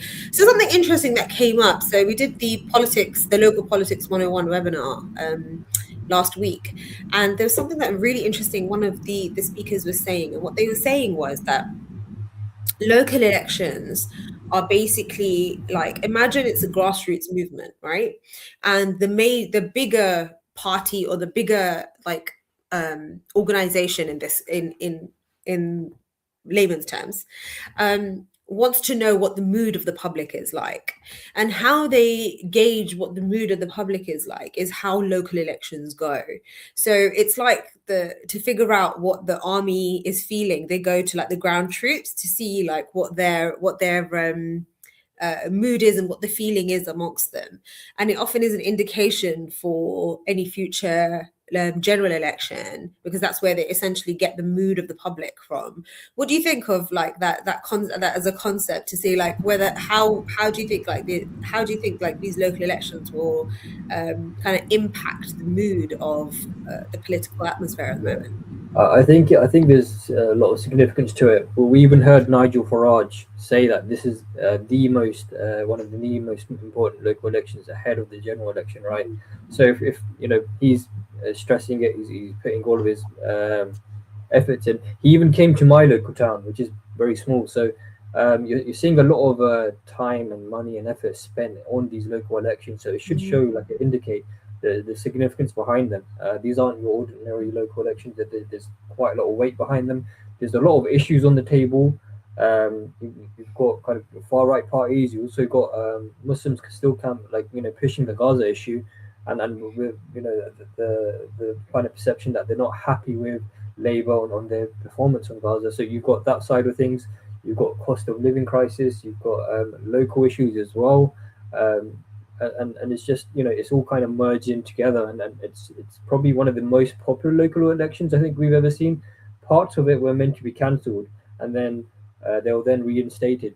So there's a bit of a drama around it as well. So really kind of interesting to see, and absolutely all parties will be watching to see how these elections are going to be performing across each and every party. Labour are going to be looking, and if Labour are expected to lose the amount they are expected, we could see Keir Starmer resign, and there's been a lot of kind of news articles around that as well. So that would be interesting, and Reform are going to be looking at areas that they're going to be pushing, and on the left hand side you've got Greens, Liberal Democrats, and typically historically they have worked together in some areas. But with Greens, Liberal Democrats, and Independents, I guess this is kind of now where they're going to be weighing up how powerful they really are, and that might come into play when it comes to conversations around working together. Everyone wants to be on the A side when it comes to that conversation, so it'll be interesting to see who pulls up first in the local elections. Yeah, I mean, we haven't mentioned another side to it. We've had an unprecedented amount of independents who have been standing in there. So they are not involved in party politics, so to speak. They're either standing as because they feel as though the current representatives are not representative of their own belief systems, as in their morals, or how they how they deem that the local area should be run in a particular area, or that the candidates that are standing are just not viable enough. They're not good enough for their particular area, and they've taken a different stance on it. So that'll be interesting to see, just like the general elections where we had a good number of independents as well winning. Hamza, I think Murshid is ready in Manchester, so let's welcome him. Okay, amazing. Murshid, Assalamu alaikum.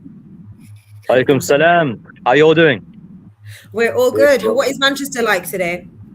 Manchester today, it was sunny earlier, but now it's overcast and it's raining. And I feel like a weatherman right now.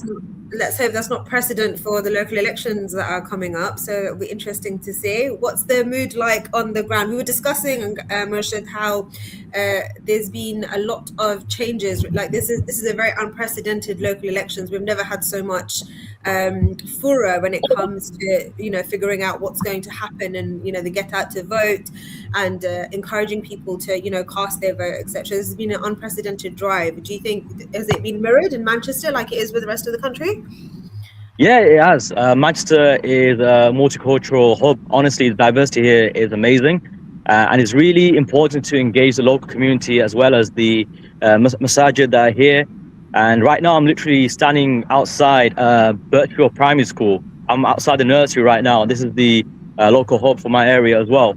And I've been to 3 different polling stations today, just, with some of my friends and just seeing friends as well. And after work, and everyone's up and about, even till now, after almost 9 p.m. It's Maghrib time here.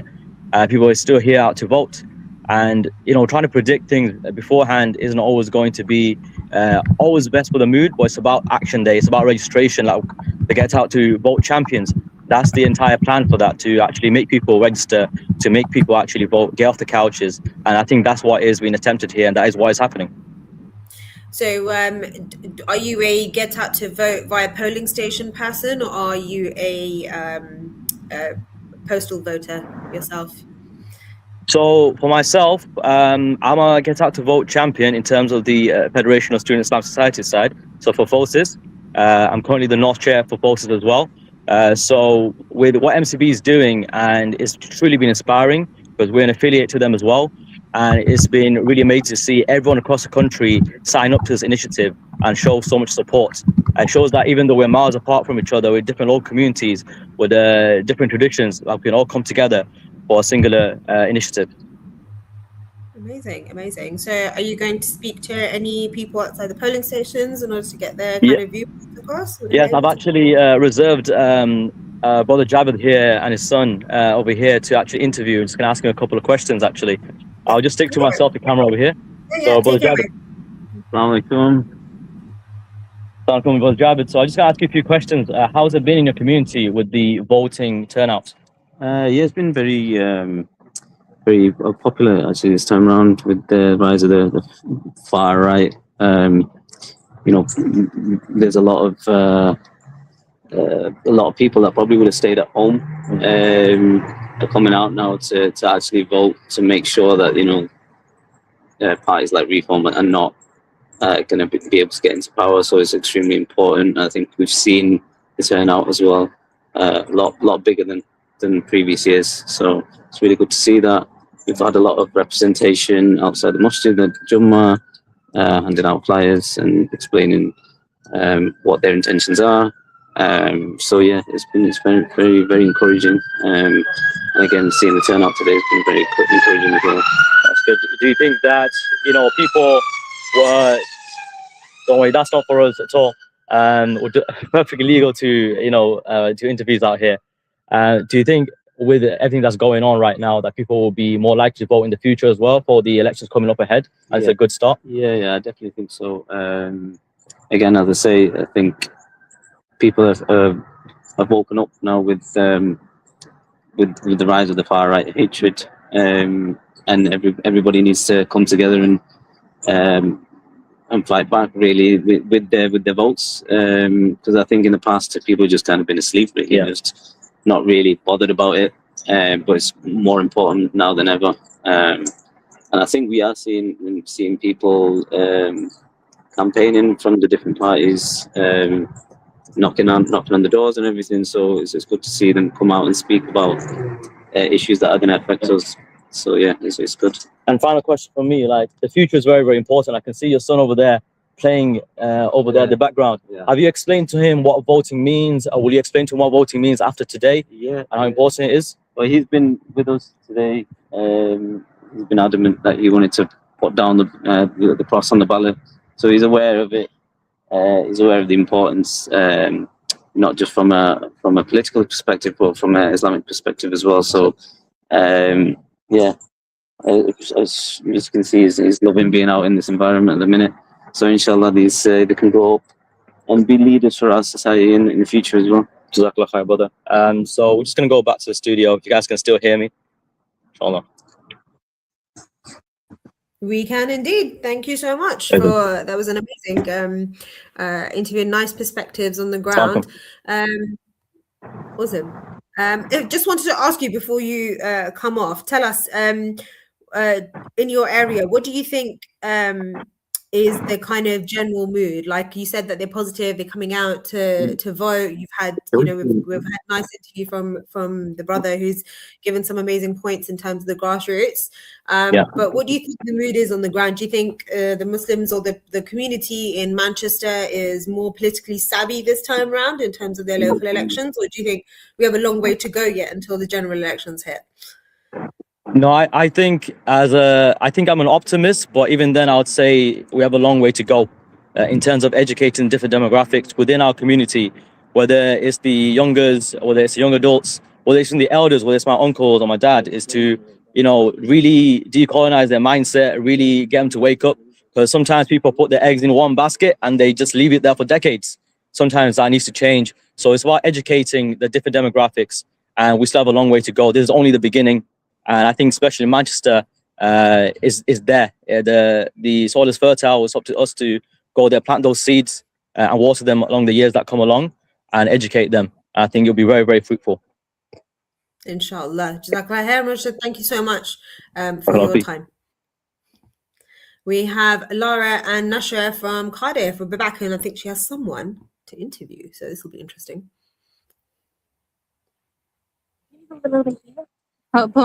Hello. Hi, guys. How are you doing? Kind gentleman to interview. Amazing, amazing. Hello. So take it away. Would you like to introduce yourself? Yeah, I'm Prabhat Tiwari. I live in Cardiff. I moved here a year ago. I just voted. So, what matters to you in these elections? Well, the jobs are the first thing. I see that the cleanliness in Cardiff is very important, which is not up to the level. The roads are very, very bad.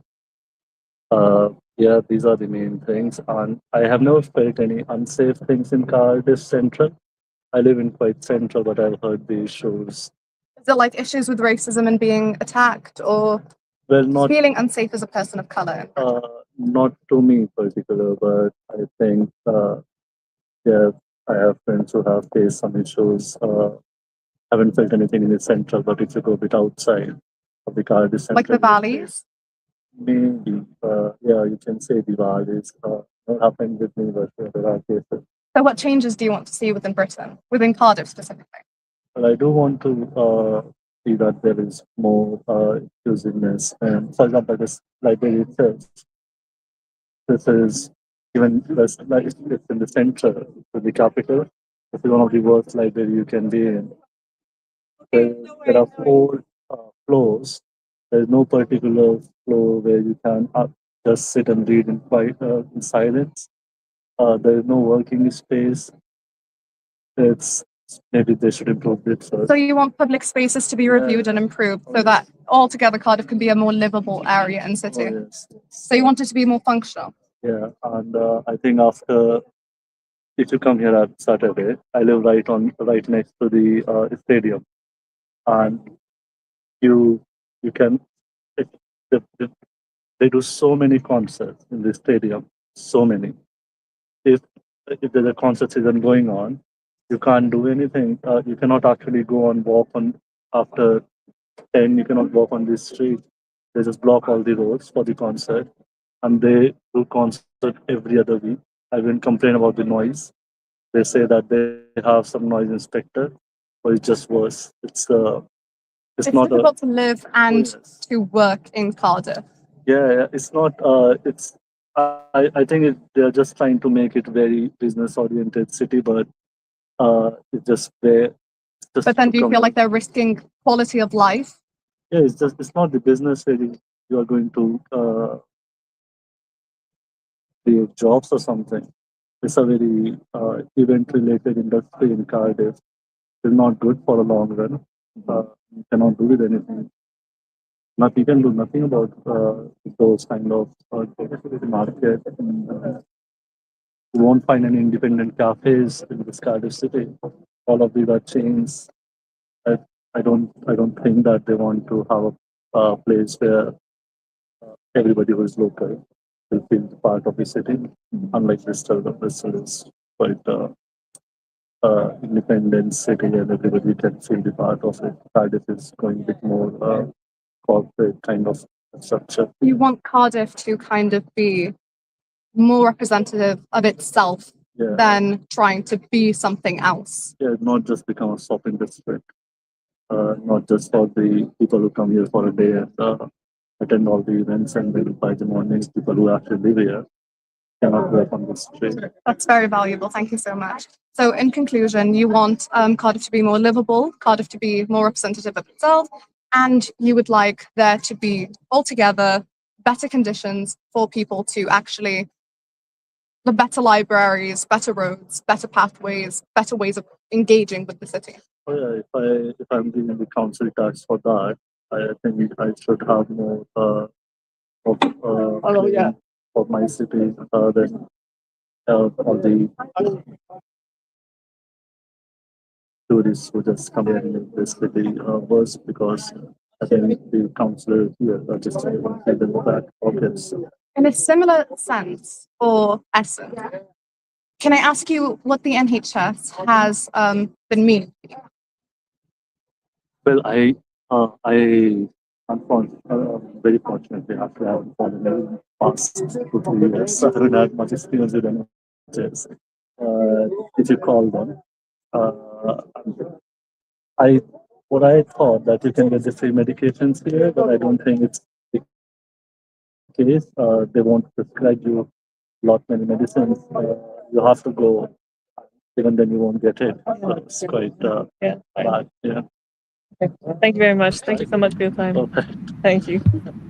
Thank you very much for your time. Yes, thank you. Bye. Back to you in the studio. Amazing. Thank you, guys. So we have a short video to be played now, and then we'll see you in a moment, guys. Ramadan isn't just about reflection, it's about responsibility and action. Right now, British Muslims are facing real challenges. Rising Islamophobia, housing pressures, and unsafe streets for our youth. And councils making decisions without us at the table. Local councils decide on schools, parks, housing, youth services, and community safety. When we don't vote, these decisions are made for us. And lately, candidates with open prejudice are gaining ground. Our vote is how we protect our communities and shape a better future for everyone, whether they're Muslim or not. The registration deadline is just a few weeks after Eid. It takes minutes to register, but the impact lasts years. If you're eligible, register before the deadline. Remind your family, send it on your group chat, and show up when it's time. Let's turn reflection into action this Ramadan and be hungry for change.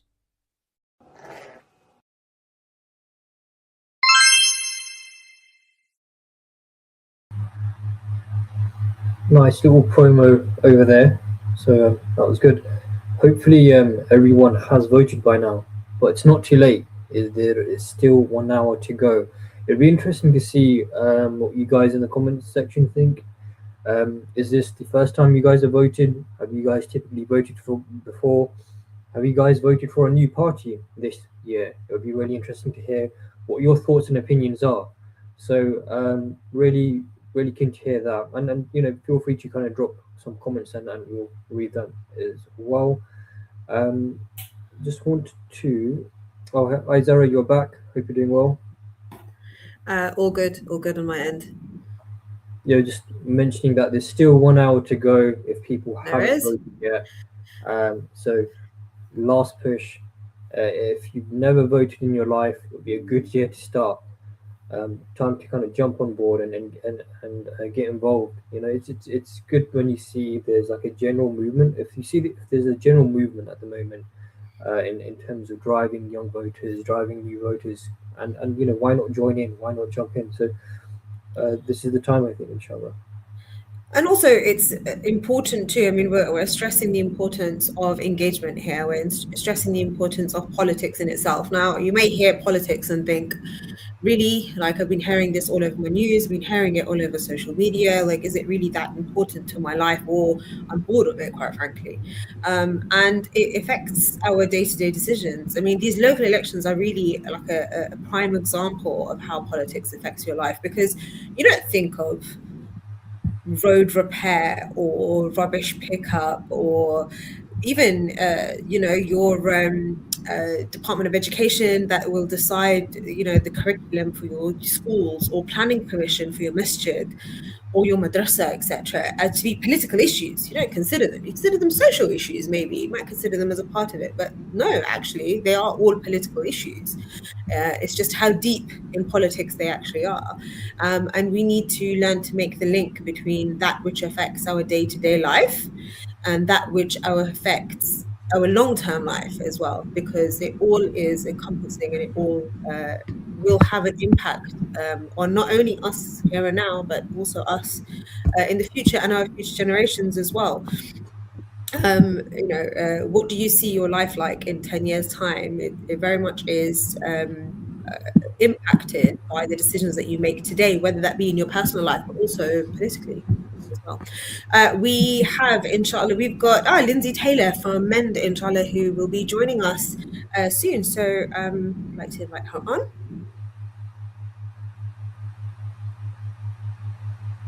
Assalamu alaikum, Lindsay. How are you this evening? Wa alaikum salam. Alhamdulillah, I'm really good, thank you. How are you? Amazing, amazing. So tell me, were you a postal voter or did you go to the local ballots?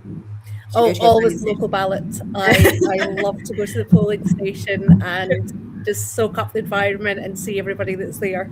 Yeah, and I think it's actually really important for, like, as someone who's like visibly Muslim and also like a Muslim woman, to actually go out. Today I had my niece and nephew with me. They're young, they're like 6 years old, and going to be 7 probably, but they're very young, and we were talking about so trying to convince my sister-in-law to go out and vote, and my brother was like, yeah, the suffragettes, like they gave us they went out and they struggled, and you have to use that power that they kind of instilled. And to a 6-year-old, anything that sounds like suffrage sounds quite horrible if you think about it. It doesn't sound like something that you want to partake in. So he really wondered about it, and I was like, that's a conversation for another day, my friend. So maybe not for a 6-year-old, but for you and I, definitely it's something that is because as people who are visibly Muslim, it's nice to go to the polling station and kind of show that you're using your right to vote, and you're absolutely not only entitled to do so, but we're committed to the cause here. So what's the mood like in your area politically? These local elections have been probably one of the most interesting local elections in history. So for me, it's not local elections. For me, it is the devolved government elections. I'm up here in Glasgow, and so just when you were talking about the suffrage, that was the first message that I woke up to this morning. Was one of my cousins had put that on Facebook, saying as she walks to the polling station before work, she has the weight of 1,000, or thousands of women on her shoulder who fought for this right, who fought for us to be able to vote. So alhamdulillah, that was like, okay, yeah, no, I better go and vote, better remember to go and do that. But no, the mood in Glasgow has been really good. I live in a really Muslim area in Glasgow, so when I went to the polling station, there's lots of Muslims around, lots of actually it's a really diverse communities. There's lots of people from all different places, and there's loads of men and women, and there was loads of kids running about and stuff like that. So it was really good. It was really nice, and it was busy as well, which was good to see. Nice, Lindsay. I know Islamophobia is really big when it comes to men and the type of work you do. Does that play a role into these elections? Is Islamophobia an agenda that a lot of people are thinking about when they go into the polls? Yeah, definitely. I think Islamophobia is really important for people. I think especially with the rise of the far right just now, I think it's one of those things that are really driving people behind that wanting to get out, wanting to get their voice heard. Many people do feel that they are voiceless right now, and voting is one of those ways where we do make sure that we are heard and we do kind of speak up and everything like that.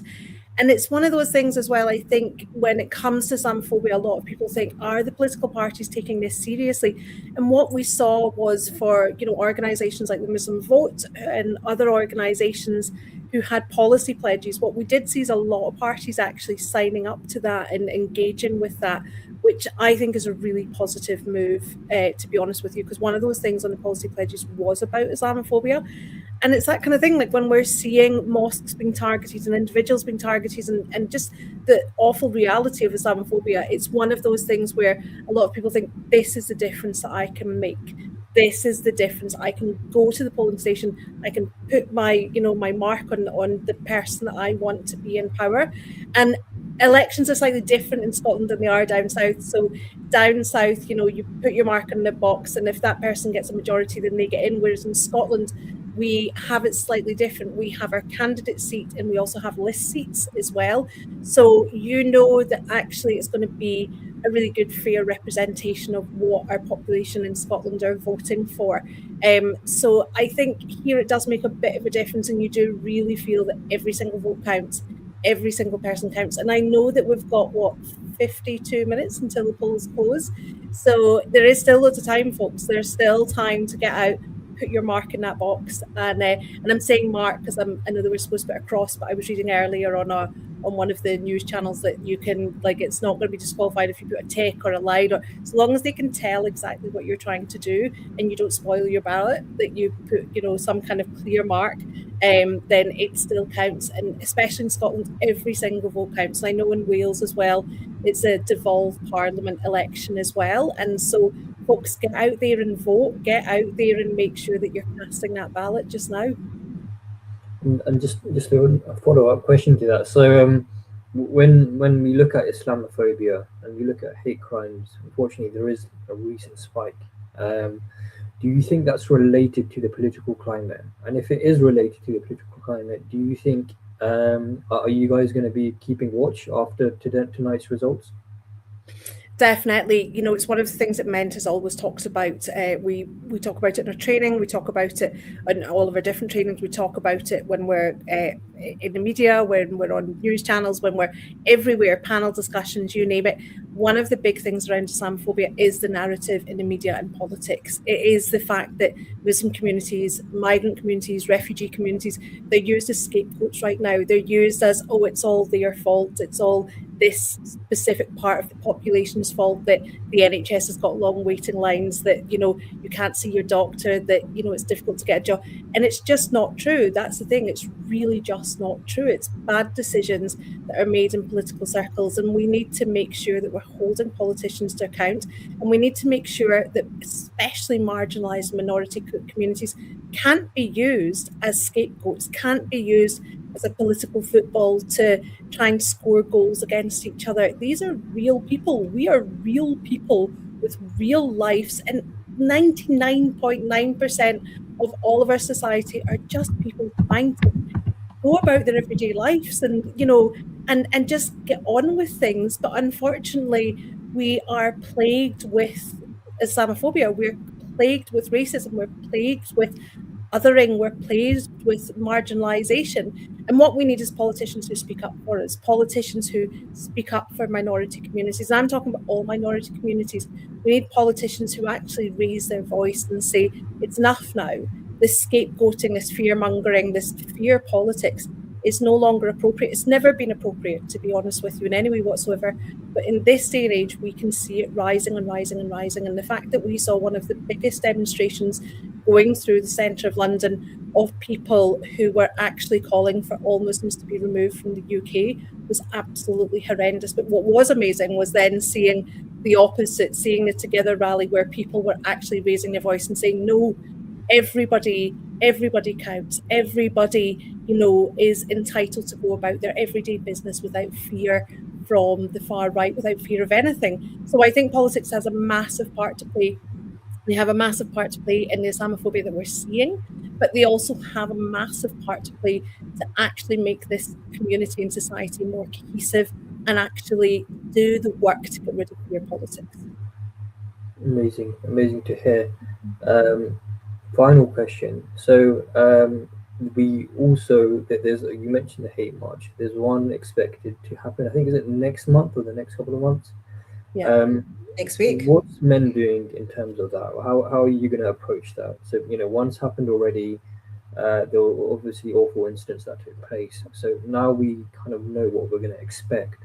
What's Men going to do in terms of their approach to the second rally? So one of the things we can do is help educate people about what's happening and what the rally actually means and why, the far right are able to do these kind of rallies. That's one of the things that we are doing. We're trying to put out information about fear politics and why the environment that we're living in now is allowing this kind of rally to be able to go ahead and to take root in our country, which is absolutely appalling. So that's one of the things that we're doing. One of the things that we're also looking to do is to write to the government to call it out. And we also highlight to people, like to everybody, write to your MPs, write to your MSPs, write to your councillors, write to absolutely everybody. We should be having an action alert going out early next week around it. But obviously it's been that thing of the elections have been here and everything, so that's been all the attention. But we really do need to focus on this rally, and we're going to get, as I said, that action alert saying write to the people with power, and that is your local councillors, that is your MSPs, your MPs, your MWPs for in Wales and so forth, or sorry, MSPs, and it's write to them and highlight that this is not appropriate to be taking part in our streets. This is not appropriate for these kind of marches to be happening anywhere in the UK where the people think that it's okay for people to get up on stage and say that Muslims or any community should not be here and that any community should have violence against them. We heard calls for violence in that last rally, and that was absolutely appalling. So for me, it's about writing to the people in power. That's why we vote. That's why we get out and vote. That's why we put these people into these positions, is so that we can hold them accountable and so that they can act for the benefit of society, not for the benefit of a small group of people, but the benefit of the whole of society. We are part of that society, and so we need to hold politicians of all levels to account and make sure that our voices are heard. Amazing. Thank you so much, Lindsay. So I know Hamza said that was the final question, but I have another one for you. What do you think success looks like? Because you've got these local elections, right? Now, these are really a testing ground, like as explained before when we did the previous webinar, Local Politics 101. They use local politics and they use the parliament elections that are happening in Scotland, or also the elections that are happening in Wales as devolved areas, to kind of get a sense on the ground of what's going on with the grassroots community. What is the feel of people like on the ground? So what do you, from obviously a Men perspective, but also from a Muslim community perspective, do you think we have a long way to go in terms of politically educating, or do you think like we're on our path in order to kind of politically engage and promote political engagement within the Muslim community, especially in the run up? We could be having another general election sooner rather than later, according to local political polls and commentators. What's your take on it? Do you know, I'm going to be honest and say I don't necessarily think it's lack of political education which has been the issue for many years. I think for a long time the big issue has been that many Muslims and many within our community feel so detached from politics because politics hasn't been there to support our community, that actually many people have not engaged with voting. I know when I speak to my friends, when I speak to family members, when I speak to wider community, most people within our community, they understand the importance of voting. They understand, what the different elections are for and all this kind of stuff. And, so politically there is knowledge there. But what has happened is that, well, I think, and from what we've seen, is that especially so young people, they feel so marginalized from the process that they're not engaging in the process. But what I'm seeing is a massive shift, to be honest with you. And I'm seeing engagement at a level that I haven't seen before, especially from young people within our community. You know, for first time, I think in England, 16-year-olds were able to vote. In Scotland, 16-year-olds have been voting for a little while now. So in England, 16-year-olds. So that was really great. It was a bit slow to catch up with Scotland, so you know. It usually takes a while for England to catch up with Scotland on things like that. So, you know. It's the land of iron brew and shortbread, so why not? Exactly. Iron Two of brew, my it favourite means that we're things. always a piece ahead of everyone. You know, it gives us lots of energy. But That's right. you know, it's that thing of I think the tide is shifting for the Muslim community. But I think not just for the Muslim community, I think for many within the left, I think the tide is also shifting. There is a galvanizing, and I think this is the time, folks. This is definitely the time. I really hope that tomorrow morning or tomorrow evening in Scotland are not doing the count until tomorrow daytime, so we won't see till tomorrow evening. Obviously, in England, they're still doing the count over tonight, so tomorrow morning we'll wake up and hopefully see a positive result at the polls. Hopefully, we're going to see that, you know, our community has been galvanized, that the left has been, you know, engaging with the elections, and that we do see a really positive turnout, and that gives us hope for going into the 2029 general elections. That to me is the hope. Amazing. Thank you so much for your time today, Lindsay. Thank you very much. No, thank you so much for having me. Thank you. Bye now. Cheers. Bye. Really good insights from Lindsay. Yeah, amazing. It's always nice to hear from different areas of the United Kingdom because although they are markedly different in terms of having their own parliamentary elections and their local elections, as she explained, it's interesting how like the different areas, although you have different issues going on, there is a thread of similarities between what we're facing.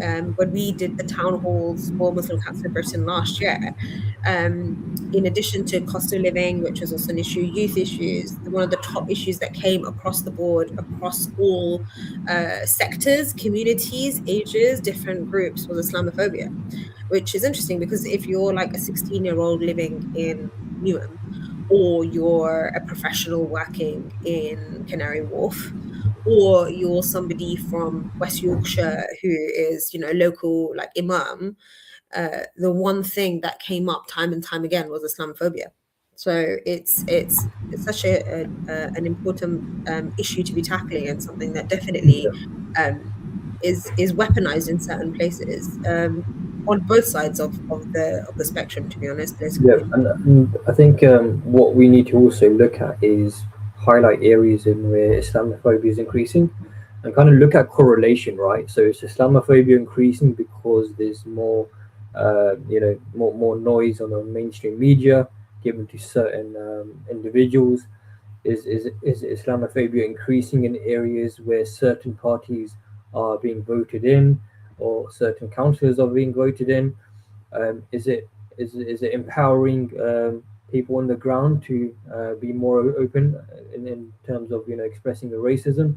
So it's really going to be interesting times, and I think we should also be kind of capturing and keeping an eye out on these trends, because understanding these trends will give us kind of a foundation in how to kind of combat this, right? So Lindsay talked about writing to your local MPs, writing to your local councillors. We've got to politically engage to counter these ongoing issues.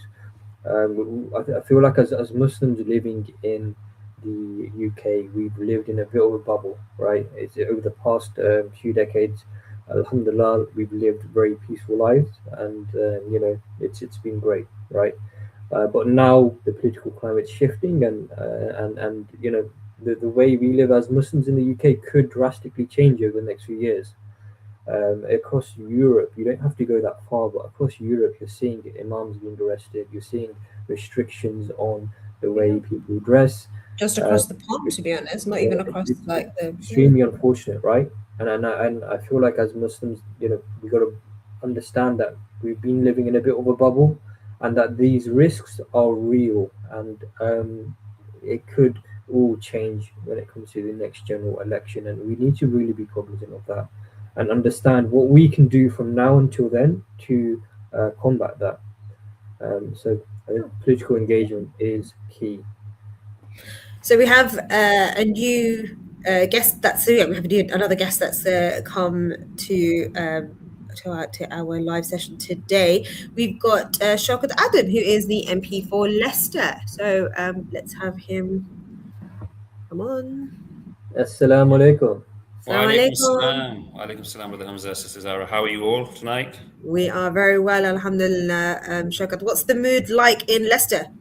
Leicester's great, mashallah. We've got a bit of calm before the storm because we don't have elections this year. We've got elections next year, so we're just seeing. You guys basically are just looking and learning from everybody else's You always told me there was a reason I have one mouth and two ears, right? So I don't talk much. I'm just listening at the moment in time and learning from all of you guys. Yeah, Sure, amazing. I've got a question. So obviously, you came on board as an independent, and at that time, it was a very new concept, right? Independence actually going on and winning was something that happened on very rare occasions, but you decided to take that step.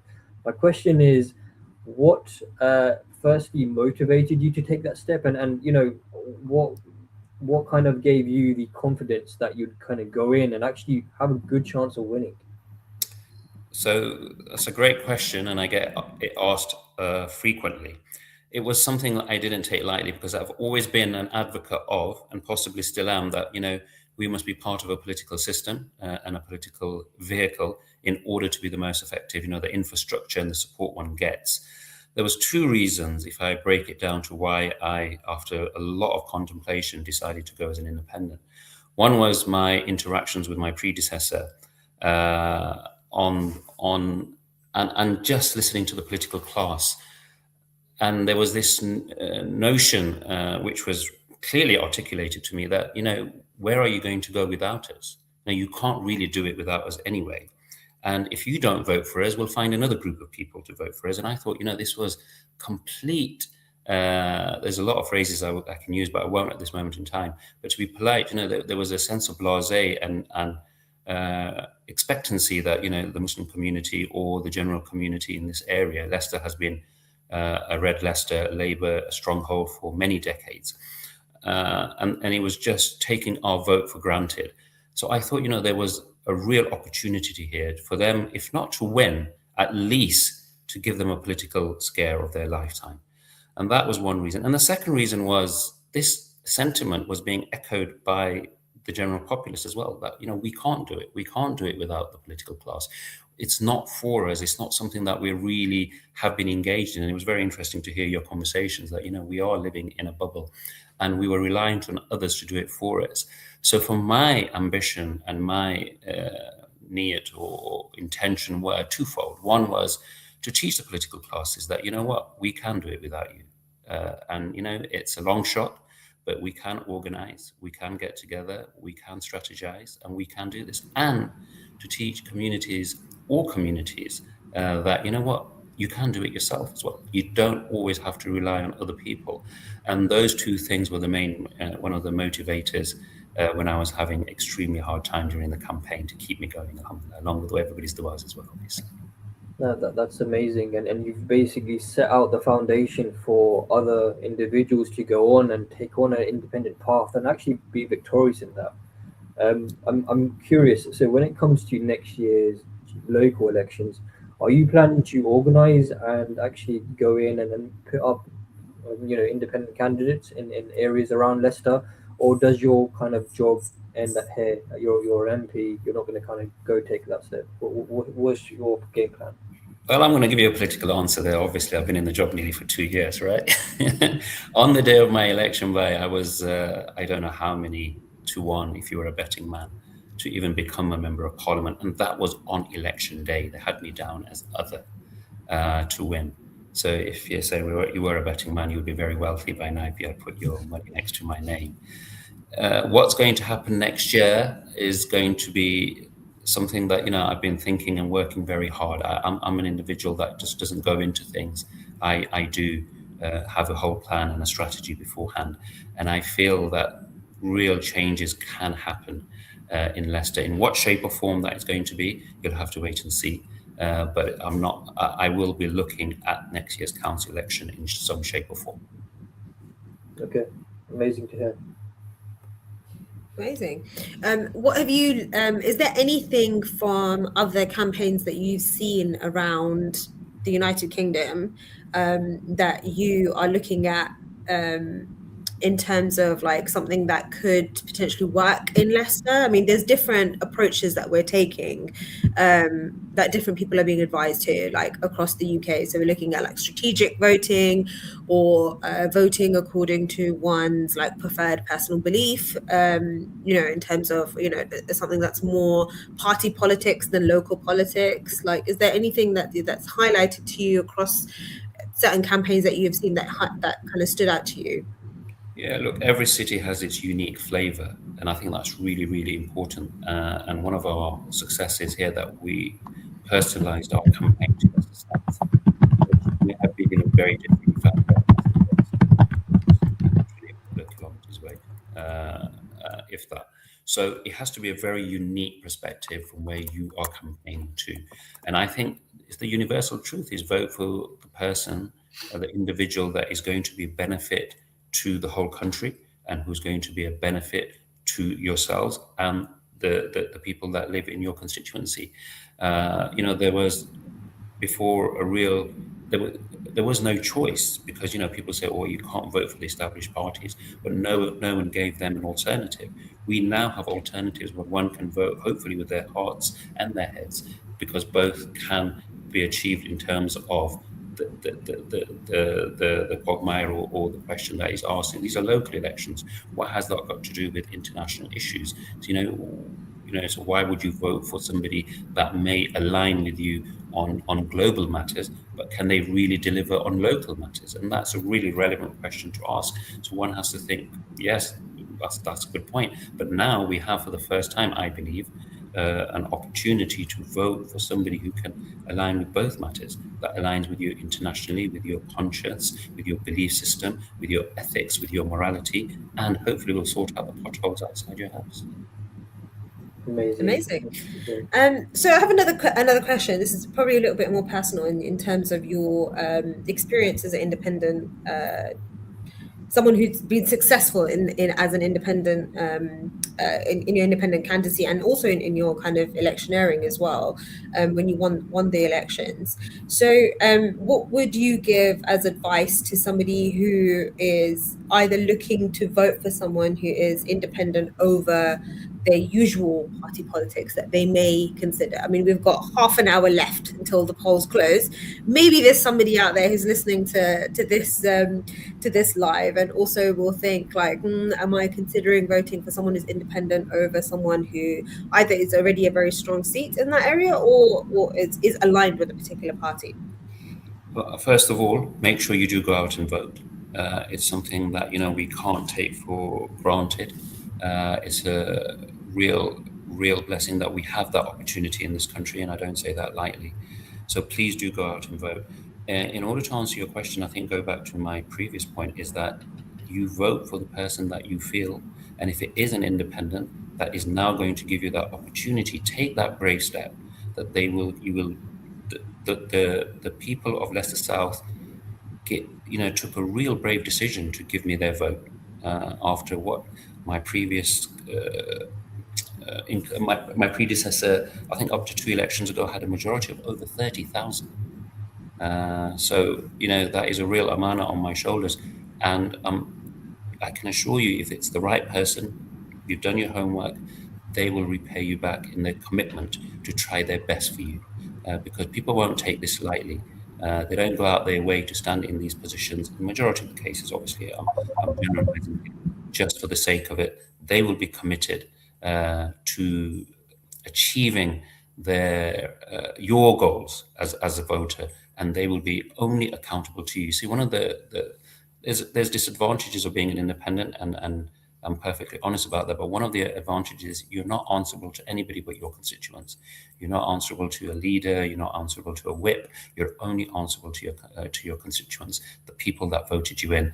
And by voting, by putting your tick, your cross next to that name, you can hold that person a lot more accountable than somebody in a party political system. Now, if it's strategic voting and you think the person of a political party will be the best option over another political party, then please make that informed choice.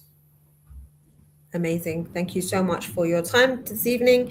And as you've said, you've got another half an hour to anybody listening. So please do use your vote. Go out and vote. Can I come in and ask one question before Shokat goes? Sure. I know it's getting late and you might have an early morning, but just one quick question. So, as you're now an MP, you've been an MP for a couple of years now. What's the most surprising thing, or maybe give me a couple, or that you've experienced as being an MP in the United Kingdom? Most surprising thing, oh gosh, that's I think you're gonna have to wait for my book. Really, it's every day's a learning day. I get some incredible. Put me on the list. I'm buying it first. Yeah, I get some incredible requests by constituents. I think there's a lack of political literacy amongst people about exactly what Prime Minister, God, a member of Parliament does, right? And marital issues is not one of the things that we were really trained to resolve, or mother-in-laws not getting on with their daughter-in-laws. And the classic one was, I said to, Auntie, how do you expect, what do you want me to do to help you out with your daughter-in-law? And she went, you know what, when she kicks me out of the house, I will become homeless. Then it will be your problem, won't it? So sort it now. So it's foresight, right? So brilliant. So I'll end up on that. There's so many surprises. Every single day is a learning day. But you guys are doing an incredible job. And can I just say, before I leave, that MCB are doing absolutely brilliant. The night before a county election, unheard of, a show by the MCB, it does. I know sometimes it feels we're really far behind, but this is a real step in the right direction. So Allah bless you all, inshallah. I mean, Jazakallah khair, Brother Shokat. Thank you so much. And with that, we're wrapping up tonight. So you've got a few more minutes. So we're going to log everybody. We're going to stop the live so that people have a chance to go out and use their vote, and also convince other people who may not. If someone's lazing around drinking tea, guys, this is not your time to do that. You can come back and do it. The poll station definitely not that far away from your house either.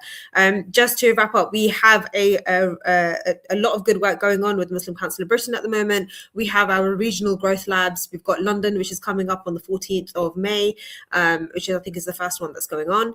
And we've got other regional labs. Please do follow on our social media. You can check out there's links there to the growth labs and to book your spaces for it.